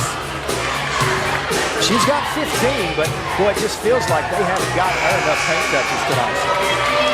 Especially when she averages 18 a game. Yeah, she's not only the fact that she's so talented on that first shot, but man, she is an offensive rebound putback machine. Which, of course, speaking of the sophomore number 12, Cassidy Smith for Forest City. All right, Mustangs inbound as Highland, as they have all night. They're back in that 2-3 quarter-court zone. This is a very interesting game. I've been smiling and energized this whole game. It's been a good one. Goski, nice drive, missed the shot. There Smith is, offensive rebound, count it, and the foul. Cassidy Smith, we were just talking about her, Caven. Yes, sir, I'm telling you, she could be the spark to the Forest City's game tonight. Big basket there. She's got a free throw. This to cut the Highland lead to 4 with 139 to play. You don't have to foul yet. Still plenty of time. This free throw, good. And it is a 2-possession, 4-point lead. They're going to start trapping. Yep. Highland breaks the press with 2 seconds to spare. And Sadie Meyer is going to handle it out near the circle. 1:24 to play. Meyer drives off the right wing, leaves it for Humphrey. Long two-pointer, missed everything, and it's going to be Forest City basketball. 1:18 to play. Probably not the shot Coach Meyer wanted early on the shot clock right there. They could go down here, score, set them up for a good comeback. All right, Palmer off of the screen from Smith. She's got it at the high post, out to Bradley. Drives to the free throw line, cut off by Meyer. Floater, Bradley, no good. Rebound, Sadie Meyer, 1 minute to play. Meyer in transition, cut off by Palmer. She's going to spit it back out to Doom, and Highland will reset.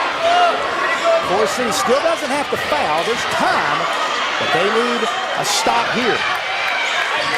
Doom on the right wing out to Humphrey, guarded by Smith. 14 on the shot clock. 37 seconds remaining in regulations. They're going to spread it out for Sadie Meyer. Here comes Meyer. 5, 4, spins. She might have gotten fouled. No whistle. Jump ball. Alternating possession. Favors. It should be a shot clock violation. The alternating possession favors Highland, but the shot clock turned off. So it should be Mustang basketball. The officials are getting together. Let's see what the call is. Forest City basketball. Doesn't look like Meyer got fouled. Yeah, she definitely got chipped up. Looked like she got hit on the arm. All right, 26 seconds. Forest City has to go fast. Trailing by 4, they have to have 2 possessions here. Palmer, they don't need a 3 yet, but they've got to go. Smith, right, corner, no good. Rebound, out of bounds. Mustang basketball with 16 seconds remaining. Doom and Smith got locked up on that rebound. And Smith is slow to get up. Coach Meyer asking for a timeout from the sideline with 16 seconds to play. All right, Caven, so during the break, let's go ahead and get a game reset. 16 seconds on the regulation clock. Highland leads Forest City 43-39. That timeout leaves Highland with 2, Forest City with 3. Forest City with 5 team fouls, so the Rebels will shoot 2 free throws the rest of the way. Highland actually has a foul to give, only 3 team fouls, I'm sorry. Only foul trouble for either team. 1 player each with 4 fouls for the Mustangs. Number 11, Amaya Dosti with 4. And for the Rebels, number 44, Emily Doom has 4 personal fouls. So right here, inbounding on the baseline, Kevin, I've got to believe they're going to try to get the ball in Cassidy Smith's hands. When she gets the ball down low, it's very hard to stop her. And I'm sure that's what Coach Myers was telling his team. Do not let Smith catch it in front of the rim. Because she does have some height on her, so it is very easier to score. They want to force it out to the perimeter. They do. Bradley has it. She's going to go to the top of the key. Left side now. Palmer drives. Drops it off to Smith. Taking a lot of time. Right side. White. Open. Three-pointer good. It's a 1-point game. Timeout Mustangs. I'll say that would have been a good time to use the timeout, Coach. White 0 for 5 until that final shot, but she hit the one she had to have, and it's a 43-42 Highland lead with 4.3 seconds to play in this 4A2 regional championship game. That's what I always like. Right? If you're missing from 3, but you always make the one that's most important, this is a very good game. That's right. Hey, shooters shoot, right? Yes, sir. And if you're a shooter, you've got to have no memory. And you got to be confident every time you have it leave your hand, it's fixing to go through the cylinder. And that's the way that number 10, Mariah White, felt when she launched that shot from the right wing. Highland with only 3 team fouls. So maybe a little bit surprised that the Rebels didn't decide to use one of them right there on that possession. We talked about that during the break. Had a foul to give, and maybe a little surprised that Coach Meyer didn't use it. But I guarantee you, if Forest City gets it back with a chance to win it, they'll use it right there. They will definitely use one of those fouls to give. But they've got to get it in first. So let's see what Coach Meyer has off of the baseline out of bounds. As Forest City is going to try to force a turnover with 4.3 seconds to play in this one. My guess, I feel like they're going to foul. We got a little gamesmanship going here. So we have another timeout called. That is one remaining for Meyer, Coach Meyer, as it's a full timeout. 4.3 seconds to play here in this one. Highland is led from the opening tip. They led 2-0, and with 4.3 seconds to play, they lead 43-42. This is Sherman's instant basketball. If you're Forest City and you do not get a quick turnover, you have got to foul immediately. We'll see if Highland tries to release someone deep. The way they're setting up that baseline out of bounds kind of looks like they might try to release someone deep. We'll see if that's available.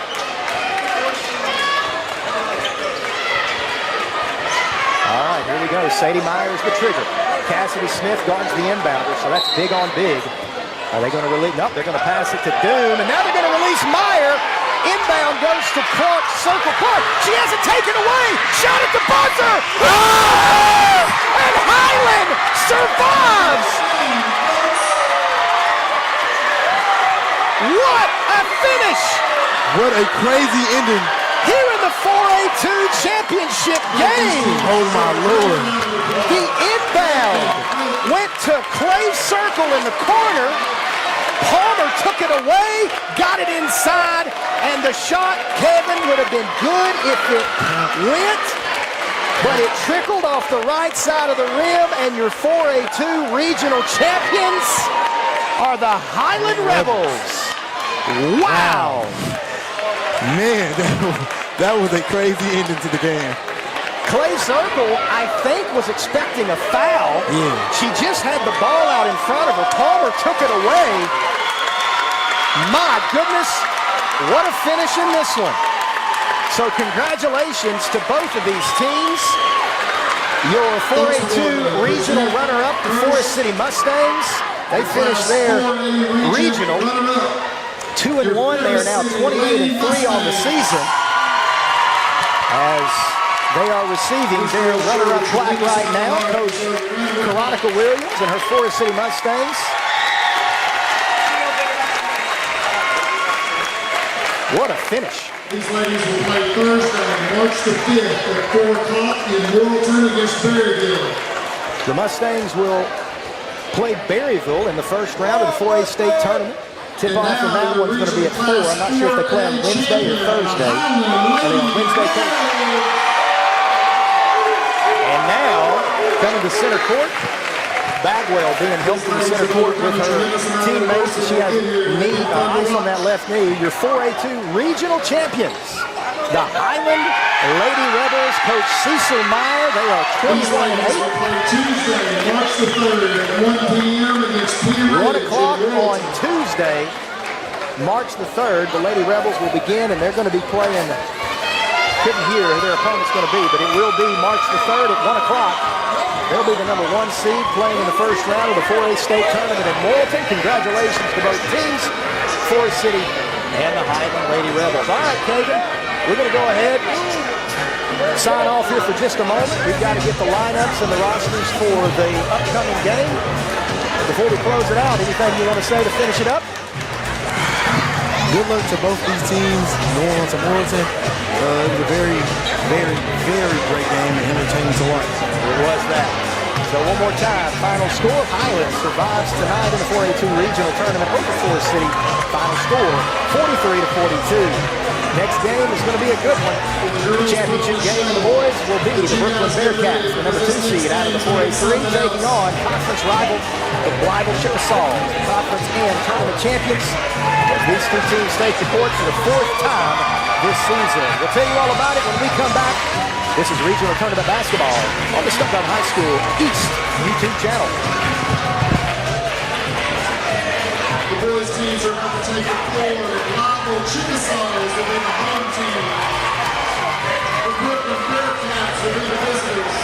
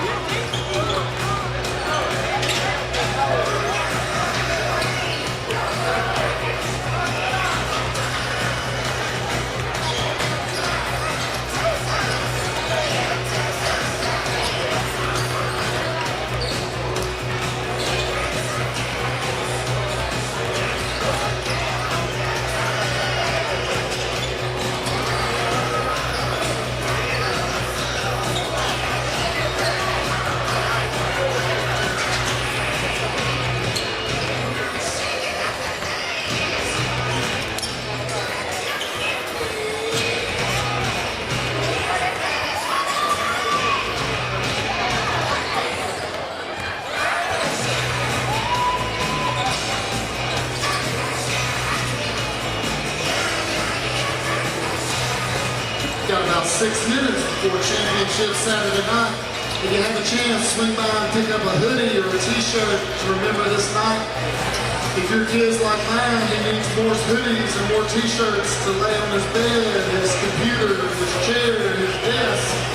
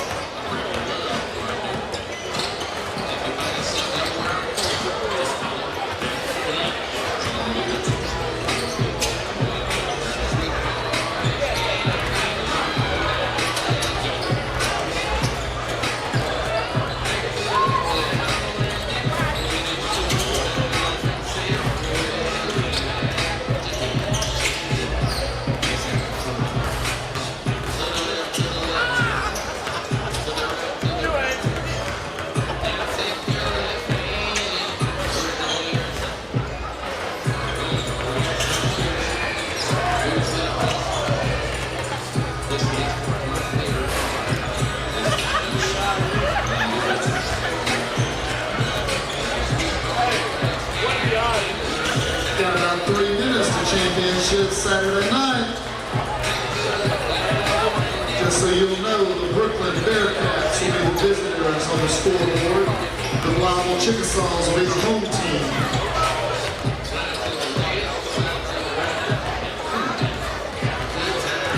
We got just enough time to run to the concession stand and get some snacks. You pay for the whole seat going in the front half for this game.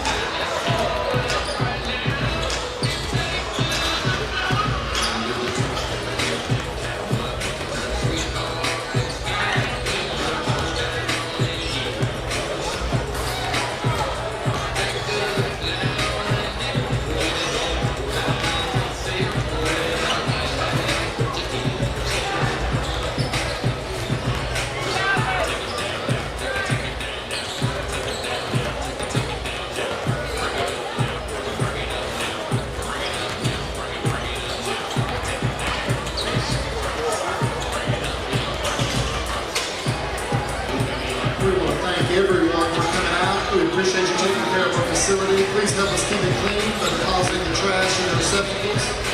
We appreciate all the kids' hard work coming out and putting on this show for us. We appreciate the officials coming in and doing a good job for us.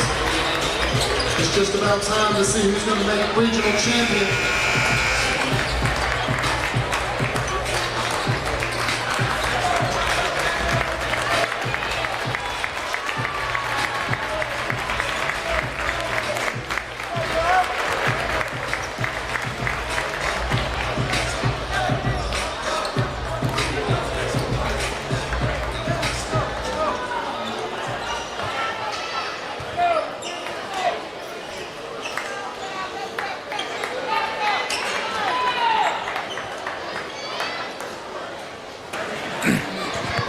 All right, it is time for the 4A2 Regional Championship game in the boys bracket between the Brooklyn Bearcats, coached by Bobby Gross, and the Blythe Chickasaws, coached by Mackenzie Pierce. I'm Cole Sherman. Caleb Bryant is my analyst tonight. Also, we have Caleb Anderson on the camera, taking care of all the cameraman opportunities. And Kevin, we expect this to be a good basketball game tonight. Yes, I'm glad this is the championship game right here. Two good teams. It's their fourth time facing off. 2 wins each. So this should be a very good interesting game tonight. As Kevin said, this is the 4th time Brooklyn and Blythe will have taken the court. They played twice in the regular season. The 2 teams split in that one. And then in the district tournament championship game last week, the Chickasaws picked up the win. And that's the reason they're the number 1 seed out of that conference here at the regional tournament. So this is game number 4 between arguably 2 of the better teams in Class 4A, certainly the 2 best teams in Northeast Arkansas. Yes, sir. If you are just now joining us, the Highland Lady Rebels picked up a exciting 43-42 win over Forest City to claim the 4A2 Regional Championship on the girls' side of things. Forest City had a shot at the buzzer that just rolled off the right side of the rim, or they would have had an incredible comeback. Would have been the only time they led all night. The whole time, the whole game, it was a very high-paced game, very fun. It really was. Brooklyn will be the road team in this one. They're the number 2 seed out of the 4A3. They're in the road blocks trimmed in red. Blythe will be the home team, the number 1 seed out of the 4A3. They're in the home whites trimmed in maroon. I tell you, Blythe probably feels like they're at home. Their color scheme matches the Stuttgart Riceburg. Yes, sir. Got that maroon and white out there. These have been the 2 most talked about teams the whole tournament. Yeah, they really, the whole season, I mean, really late in the year, I know a lot of the coaches in the art conference, the 4A6, well, they talked about a lot about, well, you want to avoid Blythe and Brooklyn if you can. Of course, when we talk about Brooklyn, you've got to start with number 10, Lane Webster, 6'6", 6'7", big man in the circle. Extremely talented. Very great basketball player. Jameer Guyton, the linchpin for Blythe. So here we go. The teams are on the floor. They're in the circle. And we are ready for the opening tip. Well, it wasn't a very good toss, but it's going to be Brooklyn basketball as we're underway. Blythe opens in a man-to-man. Brooklyn shot it well last night against Forest City. Starting off with a little bit of ball movement. Always good. All staying on the perimeter right now. 15 on the shot clock.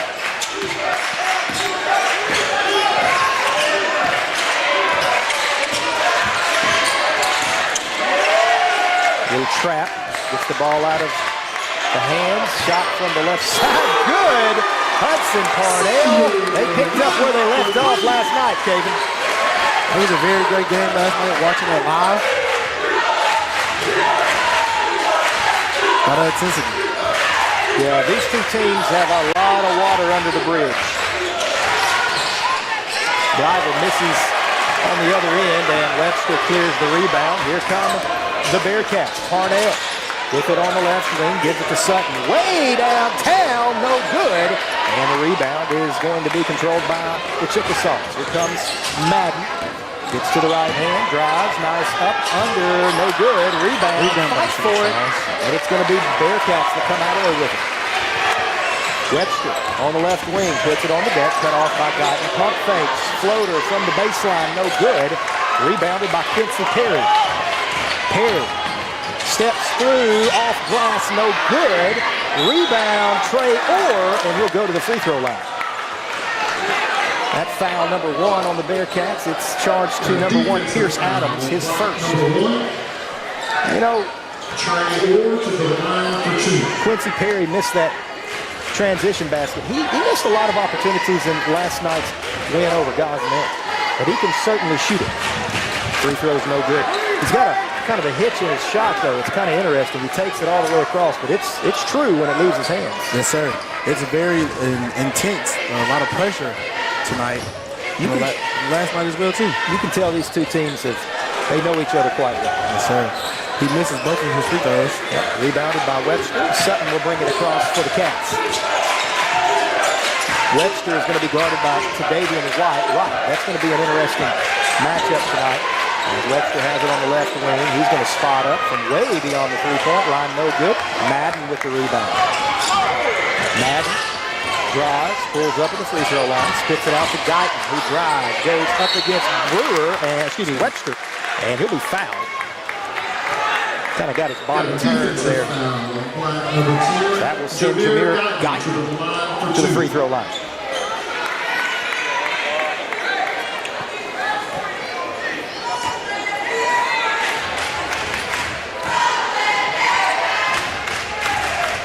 Guyton's free throw is good.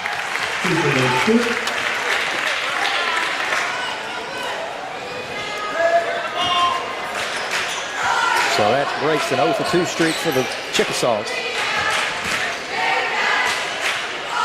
The second one is going to be no good. No good. Webster takes it off almost the middle way through the backboard. He can get up. He sure can. He flushed it about 6 times against Roxbury. I learned that the hard way. He definitely can get up there. Watched a lot of scouting him. He doesn't look. He's going to go off with his left hand. Usually when he goes high post, he just a little shimmy. He likes to go with the left hand. Hit him with a 3-second violation there. Might have been a little quick with the 3-second violation. But it's a turnover to give it back to the Chickasaws. Bearcats lead it 3-1. Earlier here, 5.5 to play in the quarter. Coach Gross not very happy at all with that 3-second call. Up and under from Madden, but he just lost his footing. He made a nice move. Rebound by Webster. Here comes Sutton. Outlet up ahead to Laird. Out to Sutton. Boy, Sutton, he runs the show for this Bearcat team at that point guard position. As Webster being guarded now by Guyton. Guyton's going to come out on him. And that's going to be a foul on Guyton as too much body. Team foul number 1, I believe. Yeah, the first. Scoreboard's actually not working on the individual points and fouls right now, so that's all been turned off. It is a floor foul, so Brooklyn will inbound on the baseline. As Laird will bring it out to Sutton, who will reset. 30 on the shot clock. Left side to Adams. Works it to Laird. They're trying to get it inside to Webster. Now Sutton has it, guarded closely by Perry. Spin, Webster at that left elbow. Boy, he is using the pump fake a lot. Missed the shot, and then he fouled on the rebound. That's number 2 on him. That is the second personal foul on number 10, Lane Webster. That is a big development with 4:34 to play in the first quarter. Brooklyn's third. So Webster's going to have to sit with 2 personal fouls. It's going to be number 3. I actually don't have on my roster. Let me check that out. Beckett Adams.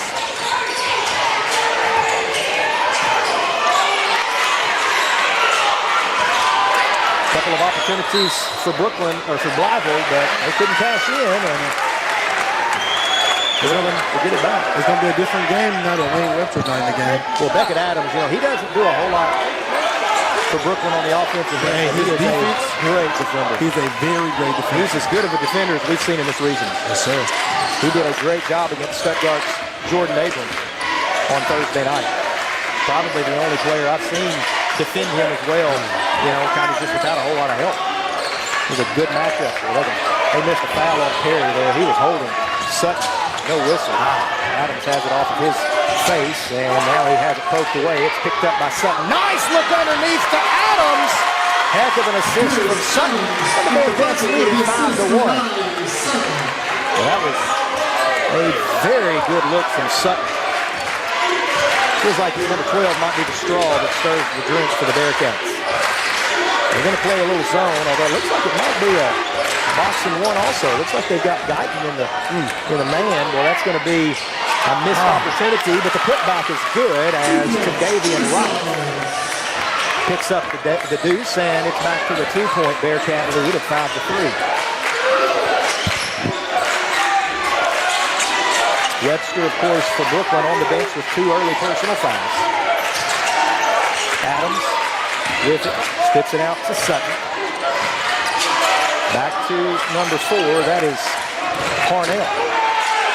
Left wing jumper, long one off the glass. Laird called bank. It was good, and the Bearcats lead it 8-3. From what I've seen on the season, he is a very good shooter. I think their second best shooter on the team. Very consistent. Guyton with a nice spin, and he's going to get bailed out. He kind of got tripped there. They're going to say it was a shooting foul. Personal foul. I believe so. That is given to number 4. That's Hudson Parnell. That will send Guyton to the line. He's holding that left shoulder. In the win over Gosnell, he took a huge spiel on the other end, had to be taken to the locker room for a few minutes, and it'd be interesting to see if that left shoulder is still bothering the southpaw. He's kind of working it right now before the free throw. Didn't seem to bother him there.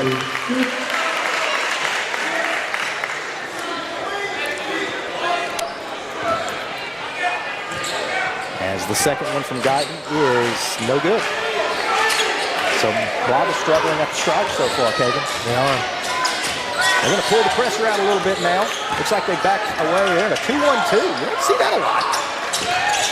Ball goes to Adams on the right wing. In the corner now, Laird. He just hit a triple. Dribbles through a double team. Leaves it for Sutton. Left side, 3-pointer, good. Well, they're picking up just like where they left off against Forest City. They stroked it on Friday night, and boy, that was a clean look from Sutton. They're a very, very great three-point shooting team. And there's a turnover for Blytheville. And I think Coach Pierce is going to ask for a timeout, and he will. Mackenzie Pierce needs a timeout. Brooklyn leads Blytheville 11-4. 1:59 to play here in the first quarter. And Coach, I'll be honest, Kevin, this is a different team than we saw against Stuttgart. Of course, the Ricebirds battled Brooklyn in the first round on Thursday. Stuttgart was within 6 points with about 5 minutes to play. And on the air, myself and Coach Beard, we talked about Brooklyn. We said outside of number 10, Lane Webster, the rest of the roster looked pretty average because they really struggled to give Webster any help. But last night against Forest City and so far tonight, it's been a team. It's been a team effort for Brooklyn. Yeah. When we played them Thursday, it was a very good game. Just like Coach Spencer said, it was Lane Webster was doing most of the work. Looked like a very average team, very beatable. But they look different tonight. They look very different tonight. Of course, Webster scored 22 in the first half against the Ricebirds. He didn't have much in the second half, but number 4, Hudson Parnell, had a really solid second half. He did. And really that performance by Parnell was the difference. As the Bearcats have the basketball, leading it 11-4. Adams leaves his feet, got in trouble, and got it out to Sutton. He's going to spot up from the right side, no good. Fight for the rebound. It's going to be Madden that comes out of there with it for the Chickasaws.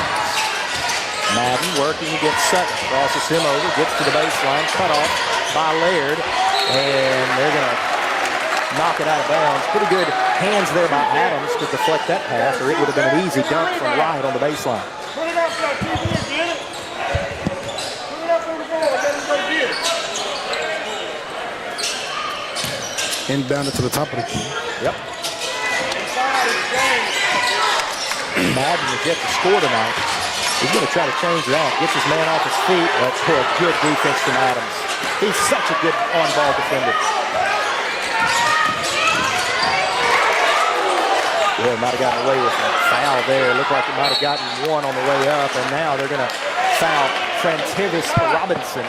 Well, it sure looked like Quincy Perry got fouled on that jump shot. He's kind of wanting to talk to the officials while Jameer Guyton's trying to get him away from the officials, keep him from picking up that technical foul. But this is regional ball, so you can't just... You got to be careful. Yes, sir. They're a little bit tighter when you get to the postseason. Yes, sir. They don't take as much. First free throw from Robinson, no good, and well, the free throw woes continue for the Chickasaws. Got the second. Cat Haven one night after Blytheville scores almost goes into the 80s against Gosnell. They've only got 5 points with a minute to go in the first quarter. Some of that's because of Blythe's offense. A lot of it's because of Brooklyn's defense. That's a jump ball. That's going to be a jump. Yep. That jump ball gives it. It's going to. Well, the arrow says it should be Bearcat basketball, but it's going to go over to Blythe. They must not have switched it.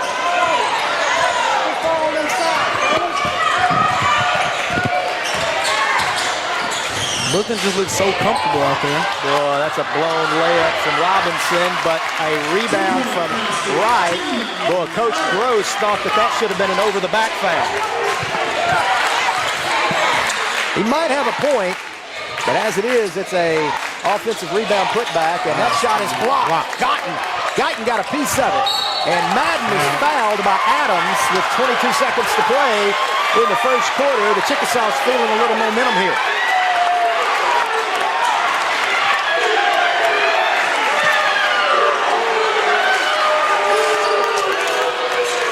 So the Chickasaws, what's the call? Did they say a travel? I guess so. I thought it was going to be a foul. I thought so too. They must have reversed it. They must have said it was a traveling violation. I totally missed that.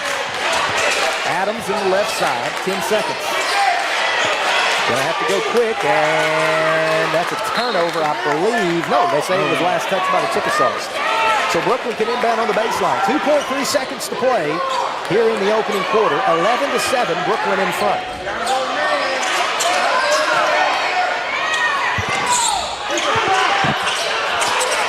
Inbound goes to Laird. Now Sutton. It's good if it goes, and it's off the mark. Hit the front of the iron. And that'll send us to the second quarter. Blythe leading Brooklyn. Brooklyn leading Blythe 11-7. We'll be back in a minute with the second quarter. This is 4A2 Regional Tournament Basketball on the Stuttgart High School East YouTube channel. Placing trash in the can at the end of the hour. We've still got hoodies and t-shirts for sale on the north end by the concession stand. Just a reminder, at the conclusion of the game, please stay in the bleachers. No spectators allowed on the floor. We want to keep supporting these kids for playing hard. We appreciate everyone coming out.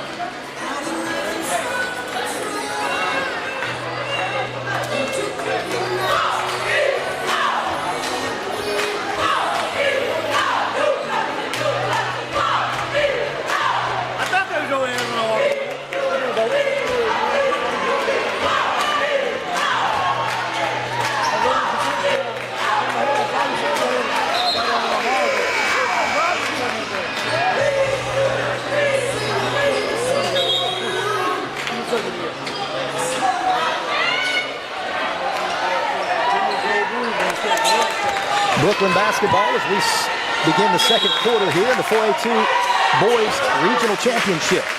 Fourth time these two schools have faced off this season. Blythe leads the series right now 2-1. But Brooklyn leads it right now 11-7. Brooklyn's Lane Webster on the bench with 2 early fouls. As number 25, that's a whistle, and number 0 knocked it away. Guyton must have got a piece of it. Number 25, Trey Archer into the game. He checked in at the quarter break. Looks like Sutton's going to get a few minutes on the bench. He won't be on there over there long. So Coach Gross is going to get into his bench early here in the second quarter, try to buy some minutes for his starters. Yes, sir. We'll see how the bench can keep this lead for the Bearcats. Whoa, that's a step-back triple, and that's a shot clock violation. My apologies, I did not notice the shot clock was as low as it was. It went by very fast. Yeah, no kidding. So Blythe with the stop on the opening possession of the quarter. They have it down 11-7. Perry hits Robinson, and boy, missed another. They have blown a lot of layups. They have. That's the second one Robinson's blown in the last 4 trips.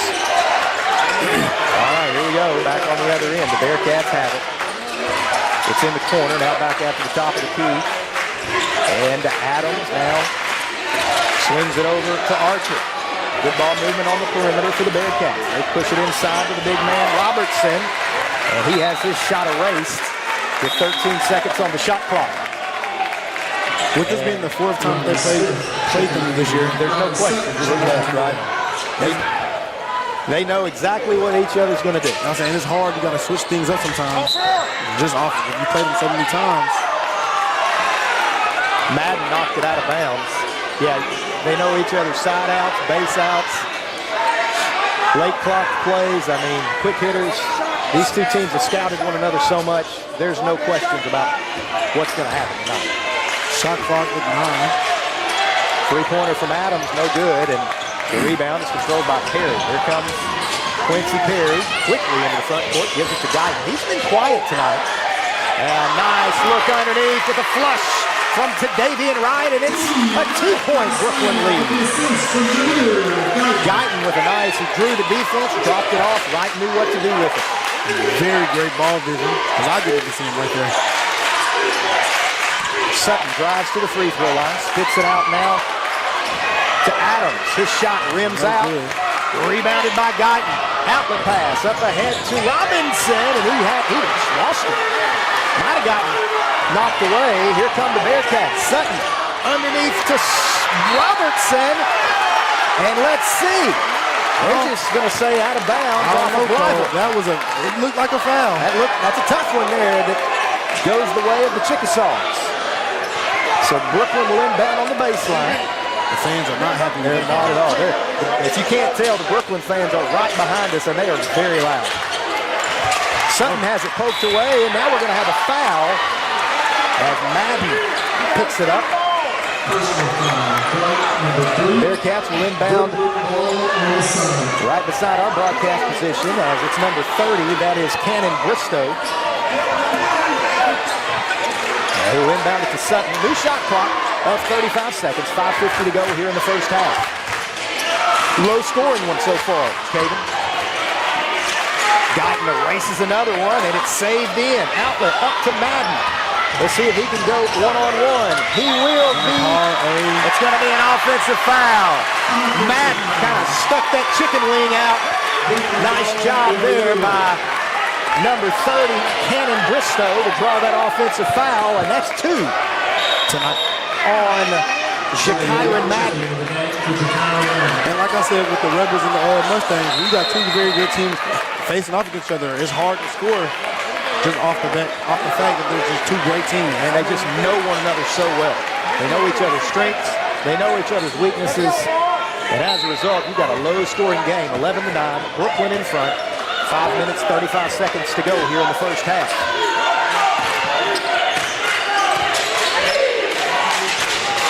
Adams out to Sutton. He thought about the long 3. Drops it off instead. It's picked off by Guyton. Here come the Chickasaws. Guyton cut off. Good defense in transition. Now he's going to work off that right wing. Gets to the basket. And one. And the foul. Beckett Adams got him on the arm. Guyton powered through, and he'll go to the line to potentially give the Chickasaws their first lead of the night. That's what it looks like when you are a playmaker. Came to the right wing, sized them up. And there it is, live play with their first lead of the night, 12-11.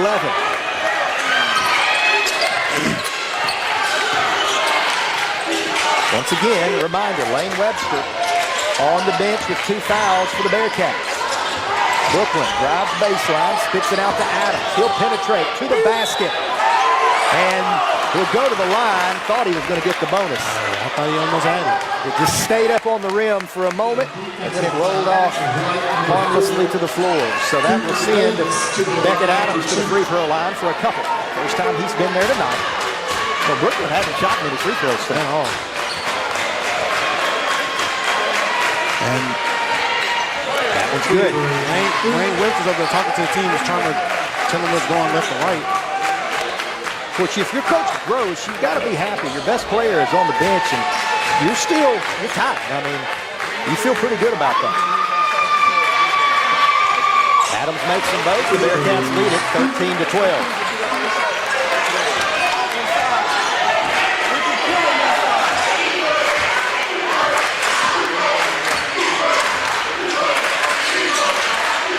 Bearcat fans are loud. Very, very loud. Chanting defense, defense. Guyton, guarded by Adams. This is a great matchup. I love Adams on the defensive end. Perry drives, pulls up, mid-post floater's good. That's a nice offensive move right there, and that gives Bible their 1-point lead back. Adams on the other end spins, shoots a fadeaway, and it is off the back iron. Guyton clears for the Chickasaws. We got to be careful.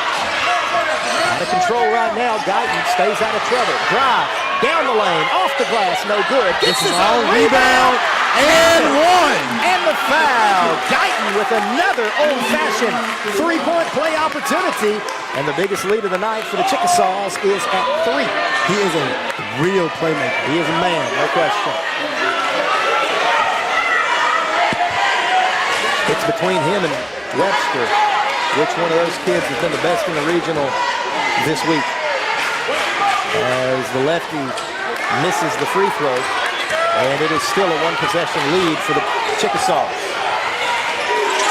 Brooklyn turns it over. Sutton just lost the handle. Perry to the basket.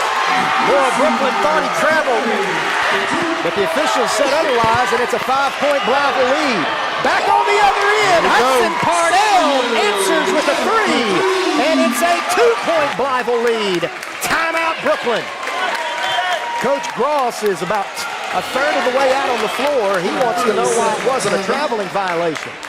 It's a 30-second timeout, so we will keep it right here, Caven. And, boy, it was a slow start, but it's gotten pretty hot and heavy the last minute or so. It has. It was very slow, very, I wouldn't say boring, but the heat in here has turned up for sure. You definitely can feel like both of these teams are capable of going on a big offensive run at any time.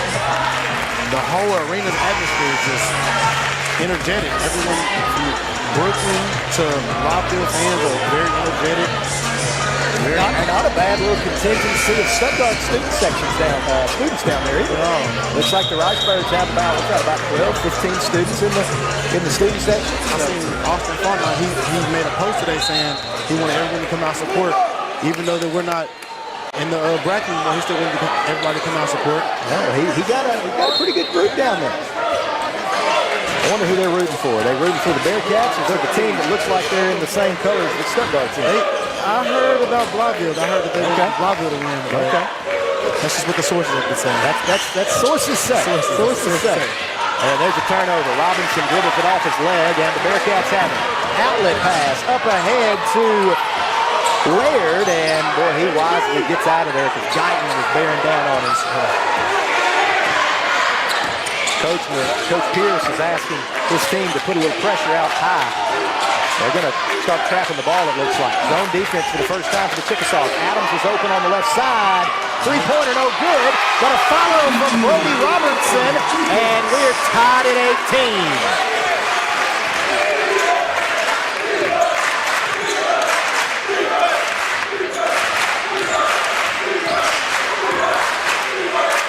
Perry drops it off underneath. Scoop blocked out of there. There's a block by number 32, Robertson, and the Bearcats have it. They can take the lead on this possession. 2:41 to play. Wisely, Adams gives it to Sutton. They'll dribble it out to the circle to reset. 23 on the shot clock. Left elbow to Robertson. Swings it over to Laird. Excuse me, that's Parnell. Back to Sutton at the top of the key. He'll dribble it back out. 12 on the shot clock. Now Laird back to Sutton. He's open, launches a 3. No good. Rebound controlled by Adams. He's going to penetrate. Pulls up at the elbow. No good. Perry chases down the rebound. Here come the Chickasaws. Blythe, left wing Robertson, back to Perry. Guarded closely now by Parnell. Slowing everything down. Working the defense. Works. Top of the key. No good. Tried to bank it in. So after a little 2-minute spurt by both teams, they're slowing down a little here. 18-18. Closing minutes of the first half. 4A2 regional basketball. Laird at the left elbow drives. Leaves it for Adams. He's going to shoot another one. He's missed all 3. But did Brooklyn come out of there with it? No. Actually, they're going to be whistled for a personal foul.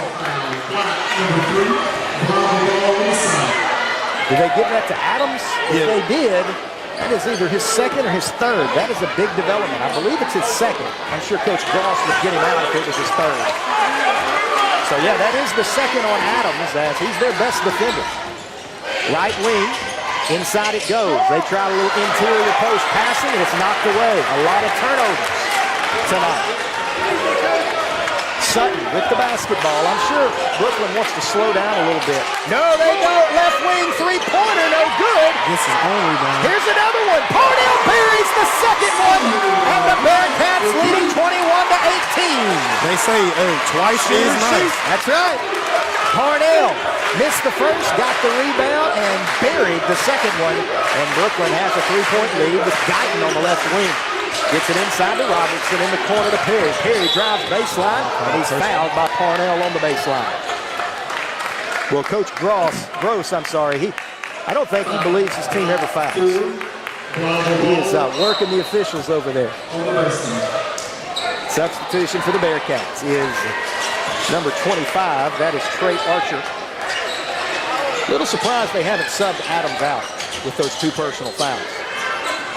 Perry, well, he shot it a lot yesterday. He hasn't attempted a three yet tonight, but he was their best shooter from the perimeter. 38 seconds. Guyton, he's driving. Floater, no good. Rebound Sutton. Here come the Cats. They're going to pull it out. Shot clock turned off. 28 on the game clock. Archer back to Sutton. Guarded by Guyton. As Archer drives to the left hand. Gives it to Adams. He's trapped in front of the bench. Now he'll dribble out of there. 12 seconds. Now Sutton has it. He's going to call a set. Let's see what kind of quick hitter Brooklyn can run here. 5 seconds. He's going to spot up. Deep three-pointer, no good. And that will send us to the locker room with Brooklyn leading 21-18. Caven, the Bearcats played the majority of that half with Lane Webster on the bench. I think he's going to come back in the start of the second half. Maybe replace Adams because of the two fouls he has. So it's going to be very interesting to watch in the second half. Hopefully he puts Lane back in the game. Big playmaker. All right, you heard it from Caven. We've got a good second half coming. The Bearcats lead it by 3. We will be back for the second half in just a few minutes. This is 4A2 Regional Tournament Basketball on the Stuttgart High School East YouTube channel.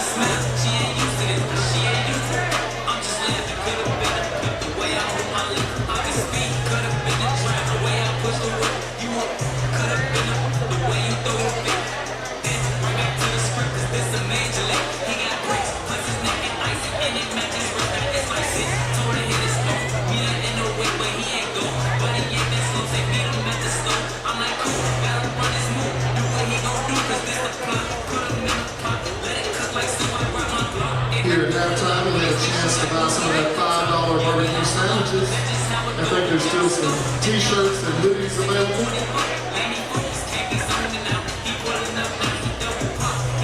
Please help keep our facility clean by throwing away all your trash and receptacles. Please remember after the game to remain in the stands. No spectators allowed on the court.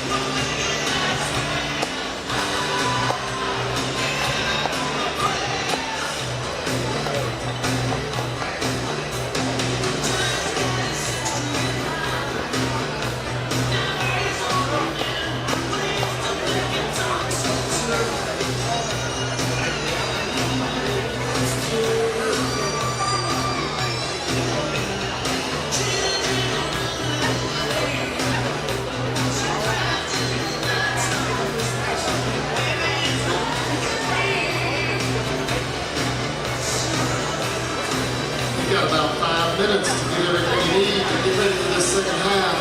Really expect the second half to be a great play game. Really excited. A lot of athletes on the floor, a lot of guys out there that play at the next level. We really appreciate you guys coming down and enjoying Stuttgart this week. I hope you found your experience pleasurable. If you have a problem or see a problem, let us know. We'll try to make it right. Please help us by picking up the trash. And just remember, at the end of the game, please stay in the stands. After the game's over, we'll present the trophies to the regional champion and the regional runner-up. The loser of tonight's game will play Thursday, March 5th at 5:30 against Pottsville. The winner of tonight's game plays Tuesday, March 3rd at 2:30 against Dardanelle. Those games will be in Laurel.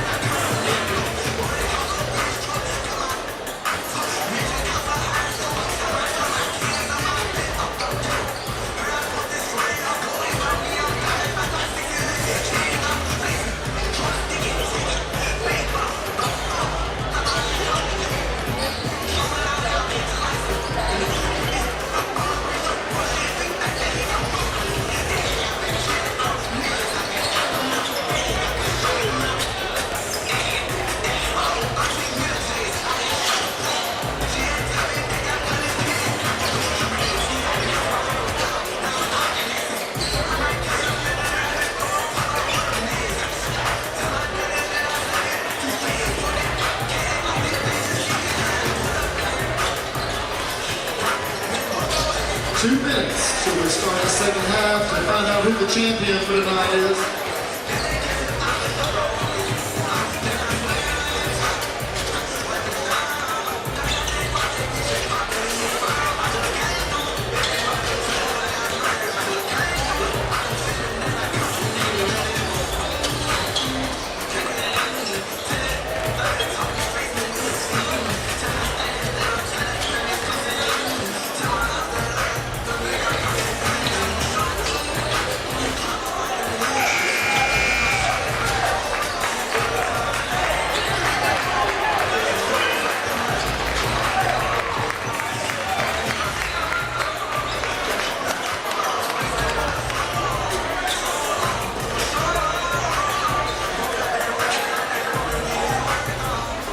These guys right here playing hard.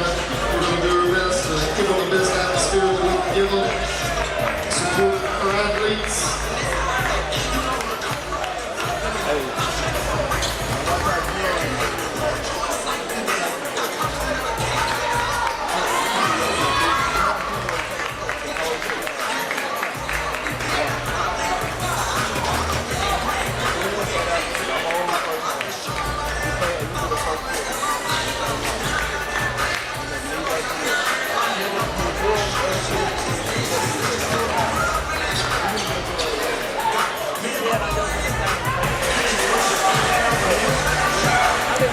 Regional Tournament basketball here from Riceburg Arena.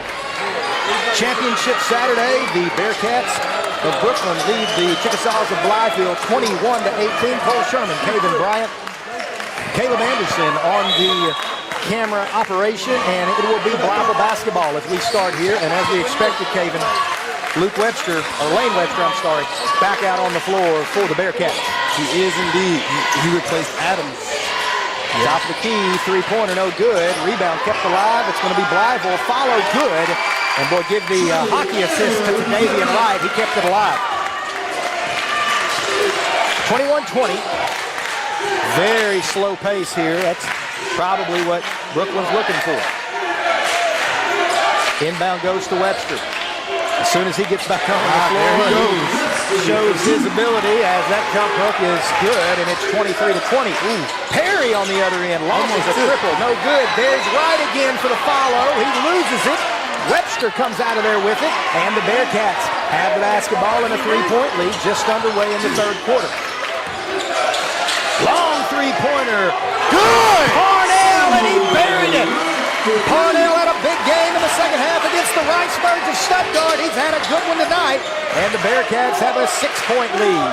Just so comfortable when he came to pull it from the triple. Yeah, no question he was going to shoot that one. Now Madden has it on the right wing. He's being guarded by Sutton. Good defense for the Cats. Out it goes to Orr, spits it out to Perry. He's going to reset to Madden on the right side, working against Sutton, and his jumper is way off the mark. Brewster clears the... I'm going to call that kid right eventually.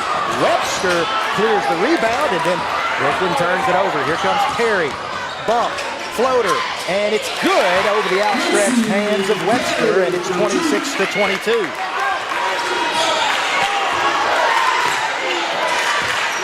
So a turnover results in points for the Chickasaws.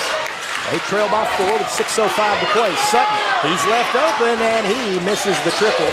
Perry chases down the rebound, and then he loses it out of bounds. He lost it to the Brooklyn bench, and it will be back in possession of the Bearcats. Coach Gross is not screaming at his point guard, Riley Sutton. He is not happy about that three ball. I think he wants him to use as much of his shot clock as he can get. So what I read from his lips, it looked like he said play smart. Webster has it, back out to Sutton. He's on the beat. Yeah, that's what's happening. They want to take the air out of the ball here. They don't want to let Blytheville run the floor. In the corner, Laird. Out to Webster! Wow. He's going to be met at the rim, but they call a foul. Webster wanted to tomahawk it. He sure went up with some aggression. He did, but Davian Wright blocked him, but they say he got him on the arm, and that will send Webster to the free throw line. Boy, that was a meeting at the rim And Webster is at the free throw line. What? There's some athleticism on display on the court tonight. You know, Webster, this was the one area in his game that we saw on Thursday. His free throw shooting, he struggled a little bit at the line. His free throw ability is not that good. But I did see him Friday afternoon and working on his free throws a lot. Like, while majority of the team was practicing, he was on the other side of the court practicing his free throws. Yep. So. He struggled from the line on Thursday. That was the only area he struggled at.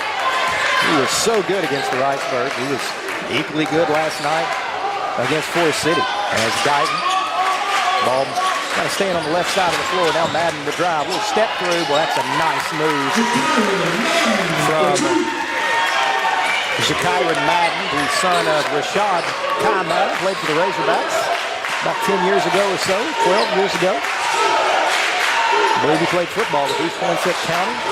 Maybe last fall, in fact. Well, there's a battle going on underneath right now. Robertson and Webster. Excuse me, Wright and Webster. They are battling on the other end. Jumper no good. Webster trying to flush it on the follow. Spits it out instead to Pierce Adams. And the Bearcats are raining threes here in the third quarter. It is a 30-24 lead, and Guyton travels with the basketball. Timeout, Blyville.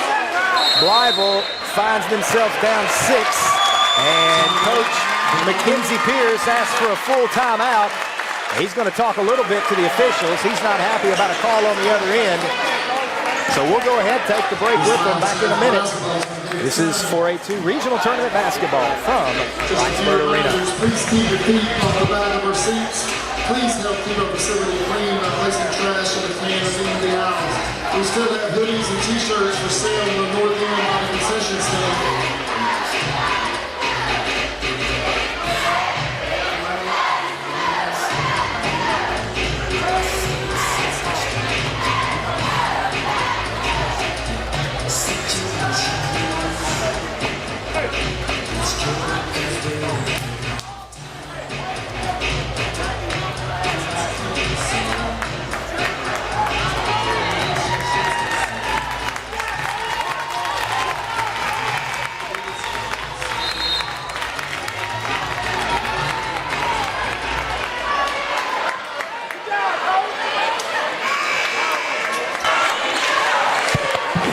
Brooklyn basketball out of the timeout, and Kevin, this game is really being played at Brooklyn's pace. It sure has. They came out with control like they're pros, city pros, taking advantage of everything that they really want.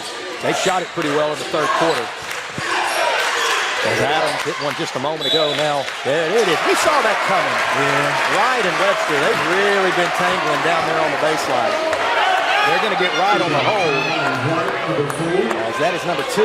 No, number 3, I'm sorry. On to Davian Wright. As Madden will have a seat, they're going to bring Fantavious Robinson back into the game. And Sutton just buried another one. And Brooklyn's taking control here in the fourth quarter. They lead at 33-24. They have a great group of young men that can shoot the ball. They can really shoot it. That's what they did last night and what they've done here in the second half. Those guards have really shot it well. Something they didn't do against Stuttgart on Thursday night. Guyton off the left wing. He drives. He goes up under and scores. So that stops the bleeding for now. It's 33-26. 3:47 to play here in the third quarter.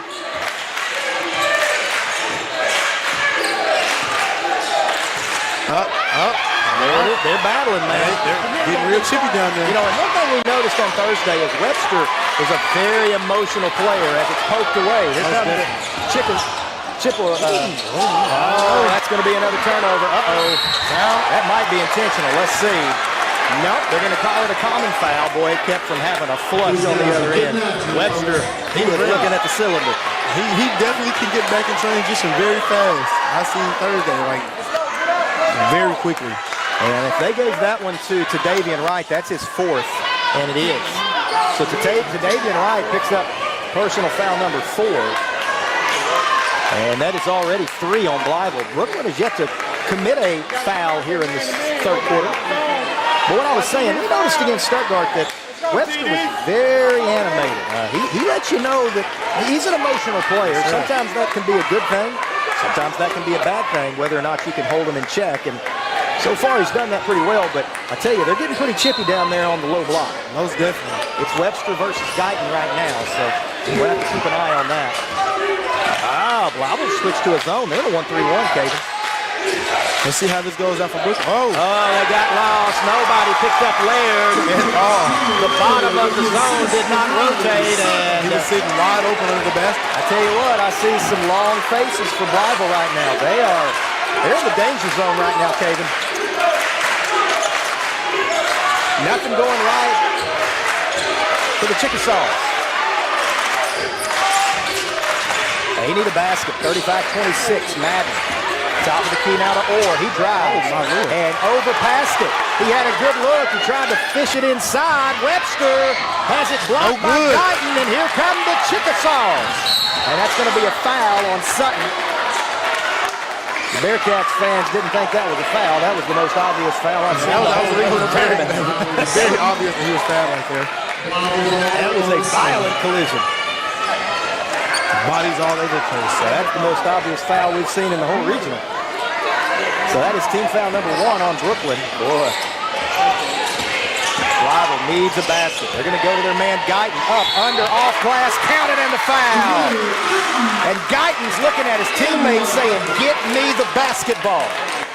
We'll go to the line as it is now a 7-point Brooklyn lead. 2:27 to play. I feel like the Chickasaws have one more run at them, Kevin. I definitely believe so. They're not done giving up yet. As Guyton is at the foul line, and he missed the free throw. So free throws continue to be a problem for the Chickasaws tonight. 7-point lead, 2:20 to play. As Coach Pierce is imploring his team to get their hands up and get a stop. Make smart decisions, not rush anything. Parnell drives baseline, cut off, spits it out to Sutton. He's got to get it out of the corner. He does. Left side now to Adams, now Webster. Skip pass across the floor, good ball movement. Sutton, a deep three-pointer! Sutton doesn't mind. He hits it from 40, and the Bearcats are in front by double digits. Sutton unconscious from the perimeter, and it's a 38-28 Bearcat lead. Miss or make, they look very comfortable shooting the three. So. And he stepped on the baseline. Frantavis Robinson ran out of room. Timeout Blyville. Their second in the last 2.5 minutes. It's the danger zone for the Chickasaws. We'll be back in a minute with the rest of, it's 30 seconds. We'll be back in 30 with some 4A2 regional basketball.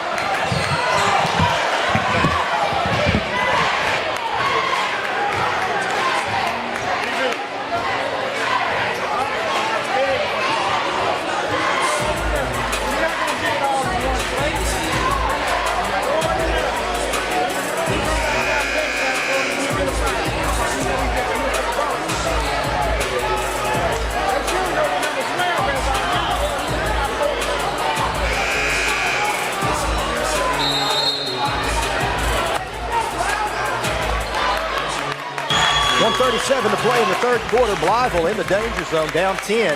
Bearcat basketball on the far baseline. Boy, I tell you what, Perry is very animated right now. Very, very vocal as well. He is being as animated as we've seen all regional. We'll see if that's a good thing or a bad thing. Adams has it on the right wing. Out to Webster at the top of the key. The big man's been quiet. He has it poked away. Webster chases it down, slings it to Adams. He'll drive. Gives it to Parnell. Nice underneath to Webster. And he's fouled. So that is team foul number 4 on the Chickasaws. Number 1 against Trey Orr. And that'll reset the shot clock. You can tell this is very emotional for both teams. Yeah, it's physical.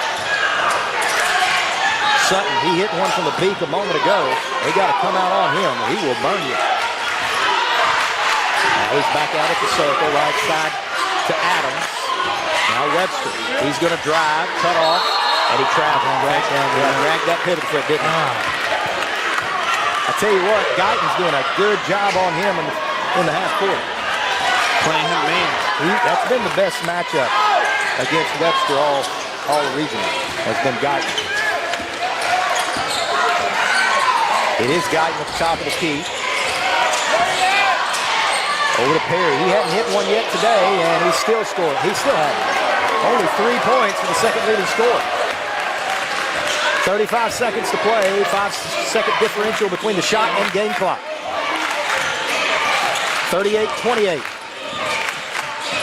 Adams dribbles to the right side. Dribble handoff to Parnell. Now Sutton. He's open. Top of the key. No good. Rebound Guyton, and Blythe can hold for the final shot. Very, very close. Madden, his foul on his way to the basket. That's the third. So they had a foul to give. That's not a terrible foul. Although it is the third on Hudson Parnell. Coach Pierce thought it was in the act of shooting. He is mistaken if he thinks that was a shooting foul. Obviously on the floor. Inbound goes to Madden, 12 seconds. Madden, he's going to go one-on-one against Sutton. Gets the corner, pulls up, very good. That was against Laird, I'm sorry. And the heave at the end of the quarter is no good, and we'll go to the fourth quarter of this regional championship game with Brooklyn leading Blythe 38-30. Don't go anywhere. We got a final 8 minutes coming up. It's going to be a good one. We'll be back in 1 minute. This is regional basketball on the Stuttgart High School East YouTube channel. At the conclusion of tonight's game, we'll present the champion and runner-up plaques to the teams. Please remember that no spectators are allowed on the floor.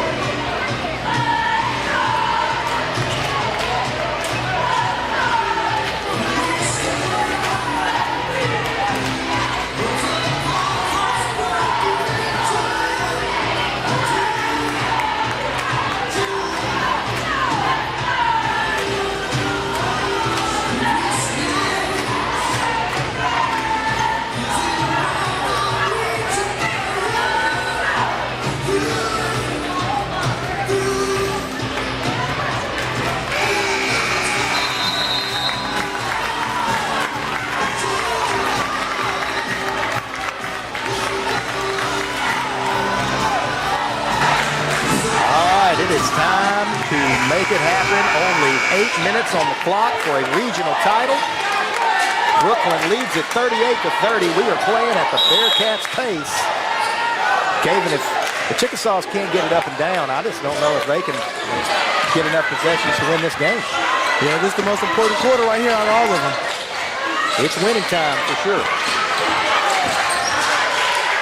Adams to the other Adams that he traveled. Tried to do a little bit too much there as they got Pierce Adams dragging the pivot foot, so Blythe can cut into the lead here. Also, we should note Beckett Adams has checked back into the game. He's got 2. He didn't play at all in the third quarter. Madden pulls up, right elbow, no good. Fight for the rebound. Parnell has it. He's in jail, however, but he passes out of the double team, and the Bearcats are going to bring it up the floor. Archer, right side to Adams. He's being guarded closely by Frantavius Robinson. Dribbles it out to the circle. Now left side to Archer. 18 on the shot clock. Top of the key it goes to Preble. Excuse me, that is number 32, Robertson, I'm sorry. As Brooklyn is taking the air out.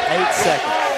They're trying to buy time for their starters. And there's a foul. That's a terrible foul on Frantavius Robinson. That is exactly what Brooklyn wants. They ran the shot clock down to 5, and now they got a fresh 35. I wonder what the reason for taking Lane Webster is. Well, I tell you, Caven, what they might be doing is getting those starters, buying them a little time so they can be fresh down the stretch. If you notice, offensively, they're trying to buy that time offensively. They're going to eat this shot clock down again, I think. Also, yeah, I didn't see him on the bench. He just came running out. Yeah, he's going to check in now. So he's just, just trying to buy his guys a little bit of extra time here so they're fresh. Adams drives off the baseline, and it's going to be deflected. Yeah, that's going to be deflected by Perry into the third row. Nice job by the Brooklyn student section on the quick hands. Here comes Webster.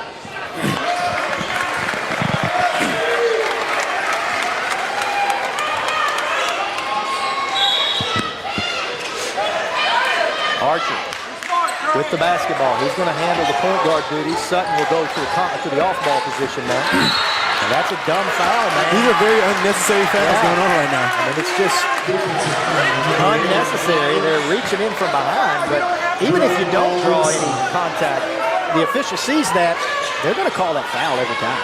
It's kind of like swinging on down underneath, swinging at the ball on the base or on the post. Just need to move your feet, hands out wide. That's right. So fresh shot clock again. This is, and more five is just crowding in there. They're fixing to pick another one up. Brooklyn doing a really good job as Adams spots up. That could be trouble. It's no good, but look who got the rebound. Brooklyn. Archer. There comes the double team. He gets it to a cutting Sutton. Spits it back out now to Adams. In the corner, Webster. Now to the top. And the other Adams. He's going to take it to the basket. That's a tough one there. That's going to go against, let's see. They're going to give it to Guyton. No, looks like they gave it to, if they gave it to Madden, no, they gave it to number 24. I don't see it. I don't see it. 24. Oh, right there. 24, Courtney Rogers. Hey, we know Courtney Rogers, a heck of a running back from Blythe. Beast. You had to tackle him a few times, didn't you? I had a hard time against him during football. Okay, so Kevin, you all played so many good running backs this year. Who was the best you played? I definitely want to say Nakil was Lewis from Hamburg. He was a very good, hard, physical running back. And also number 5 from Warren. And then Rogers as well. Well, Brooklyn kept it alive. They got 3 opportunities, but Blobble comes out of there with it. They got the wrong man bringing it up the floor. He drops it off to Wright. He missed it. And Brooklyn gets it back, and they're going to eat more time off that clock. Not in a hurry are the Bearcats. That's what Coach Gross is telling them. He's saying, man, eat some clock up. Blythe's going to come out, but Brooklyn's done such a good job against this physical pressure from the Chickasaws. Webster has it in the paint. Nice back door. Now Sutton, corner 3. That might do it. 11-point lead for the Bearcats. Sutton has hit several key triples, but his team leads it 41-30. Blythe tries to answer with a triple of their own, and man, the Chickasaws have never gotten on track tonight. Sutton. Luke. It goes through the hands of Adams. It was a good idea, but it was.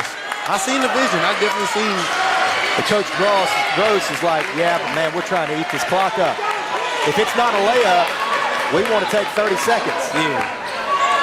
That gives the Chickasaws another opportunity, trailing 41-30, 4:41 to play here in regulation.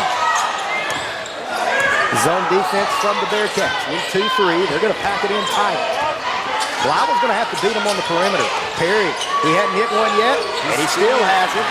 Strong rebound from Robinson, no good. Guyton with an up and under. He made that one a little bit too difficult. Here comes Webster. Up ahead to Laird. Left-hand layup, and this is the biggest lead of the night for the Bearcats at 13. 43-30. Boy, Guyton made that more difficult than he had to.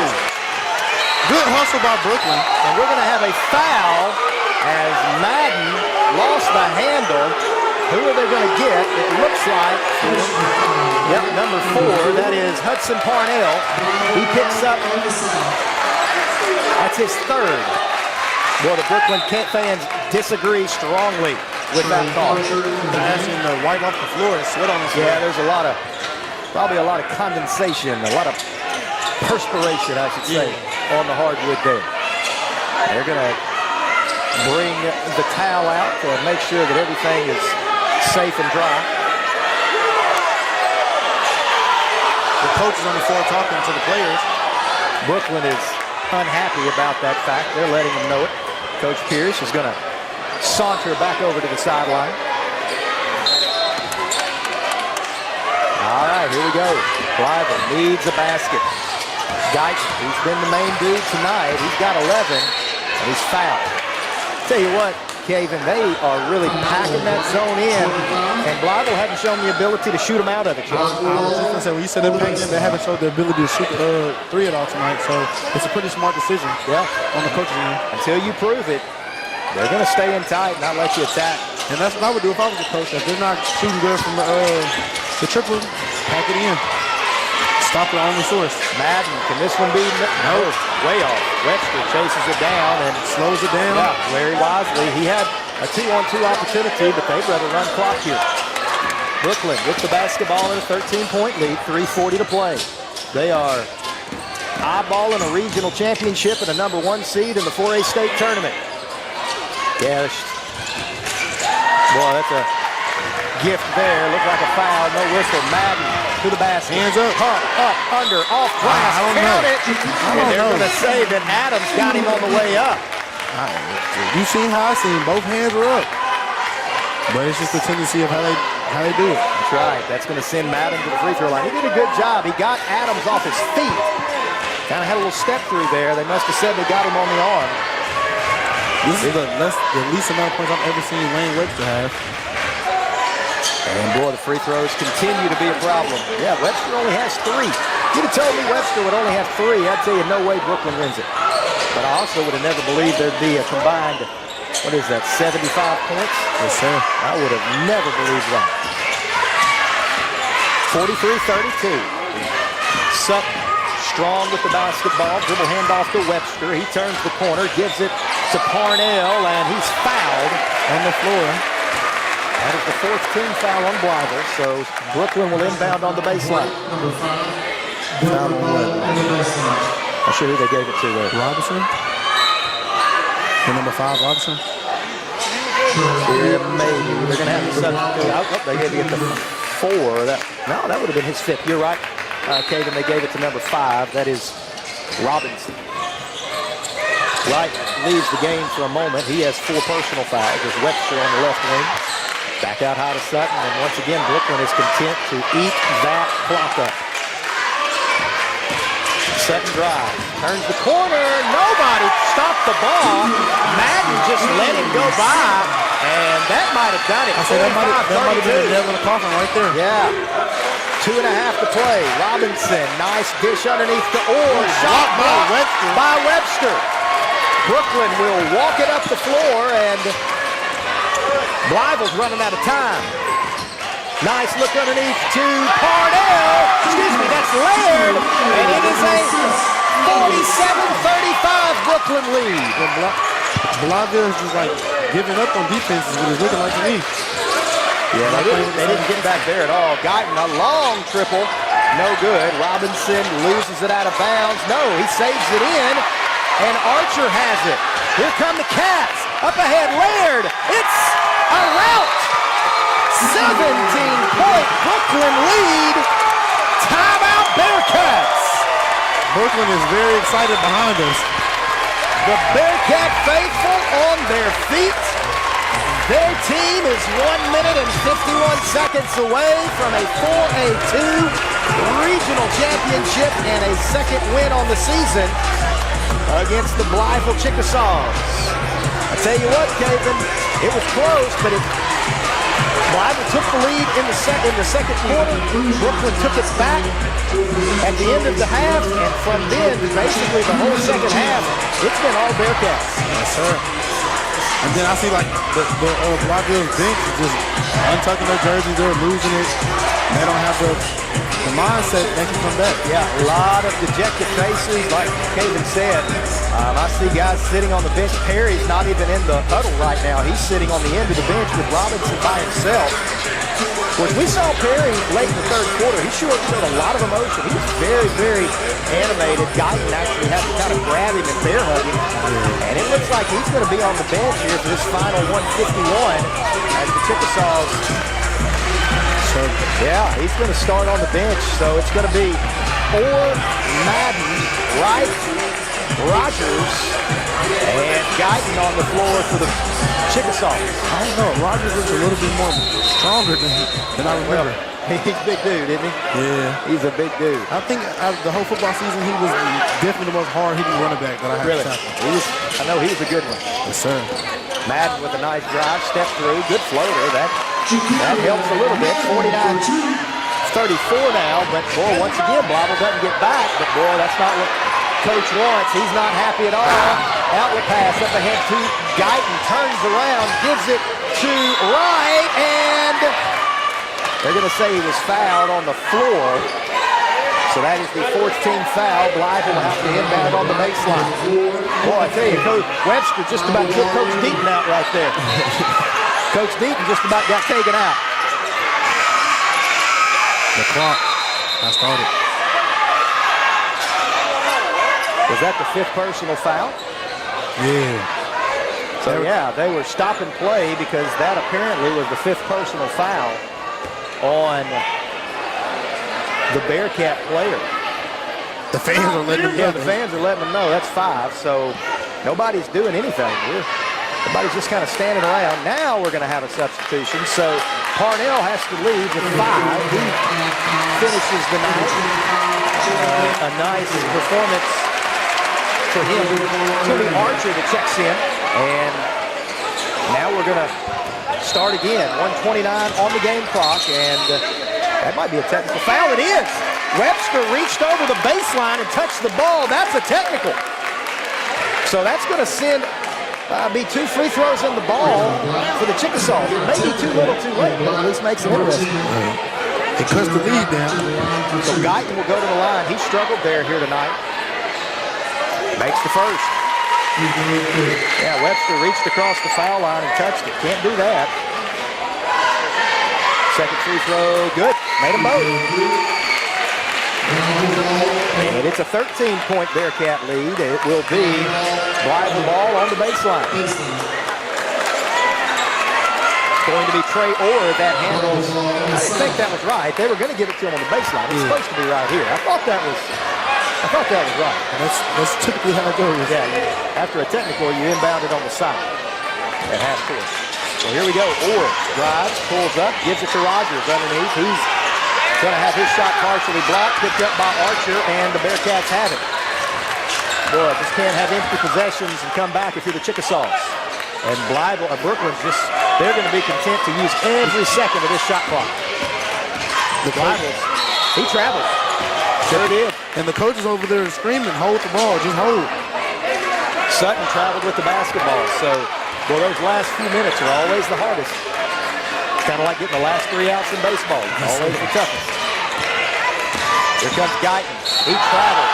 Yeah, that's a travel. Ooh, they're going to say foul on the Bearcats. He kind of did a little pirouette there, but they say he got fouled before the travel. So that's going to send Guyton back to the free throw line. He was 2 for 2 there just a moment ago. And boy, it looks like the Blythe fans might be going to try to beat the rush here. Some of them are hitting the road. So here we go. Guyton stands at the stripe. 49-43, 1:03 to play. First free throw off the right side, no good.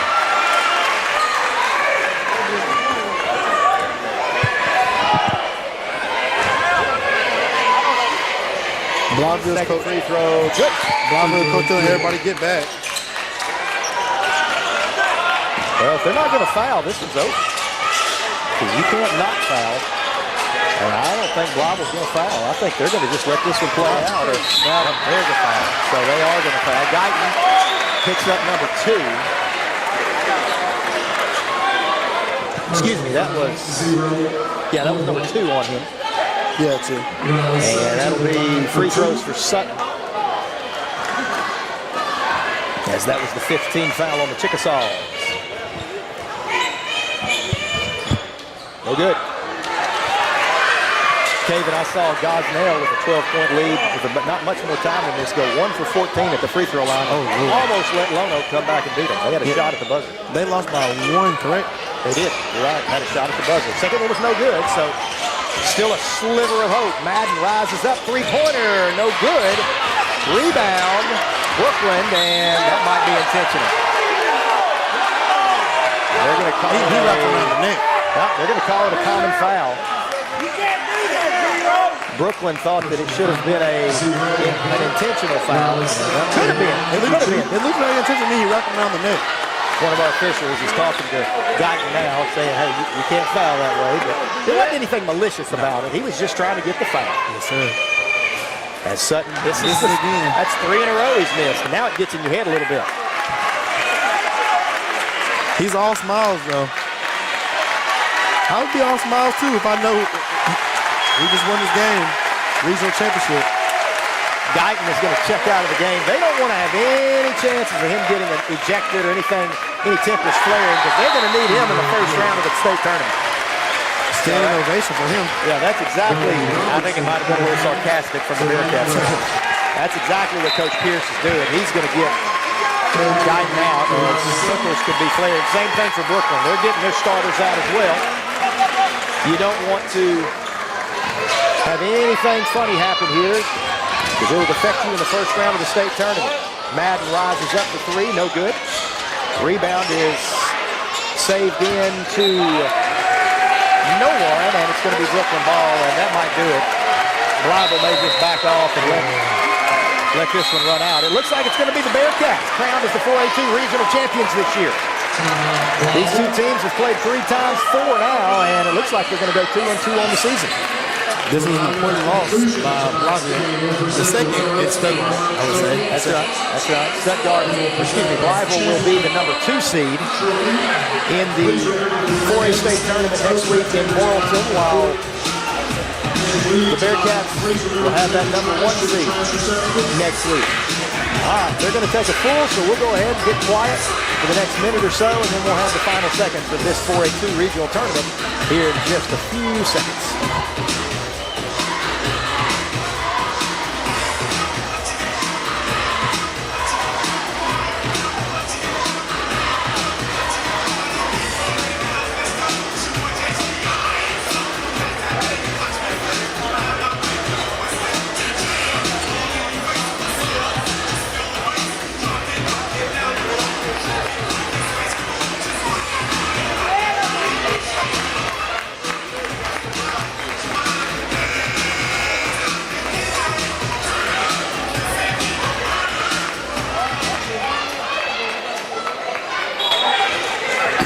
Bearcats will inbound against a little pressure from Blyville.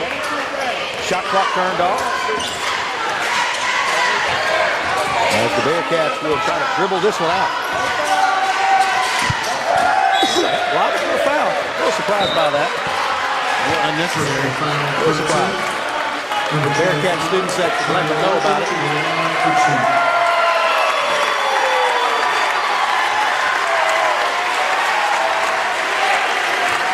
Number 25, Trey Archer at the free throw line. This is the first. Well, Brooklyn has not done their job at the stripe. They've missed 5 in a row. Coach Gross, as any good coach would, not happy about that. I'm sure that'll be a conversation. There we go. Archer hits the second. It is a 51-37 Bearcat lead. 19 seconds to go in this one. Caden, thanks for helping me out tonight, man. No problem. I appreciate you. Yeah. I'm really glad that y'all gave me the opportunity to come. Yeah, man, you've done a great job. Long 3 from Madden's no good. Archer's going to dribble it out. And that'll do it as Brooklyn wins the 4A2 regional tournament over the Blyville Chickasaws. Final score, 51-37. Caven, that was pretty dominant by the Bearcats tonight. Very, very dominant. Very interesting and fun game at that as well. Of course, the fact that Webster, I think, finished with no more than 5 is just shocking. He really wasn't much of a factor offensively. Now, he was a factor defensively. Most definitely. But not a factor offensively. But I tell you what, all of the help around him did an unbelievable job. The point guard for Brooklyn, Riley Sutton, had a nice game. Hudson Parnell played well. Pierce Adams hit a couple of big 3-pointers. Good defense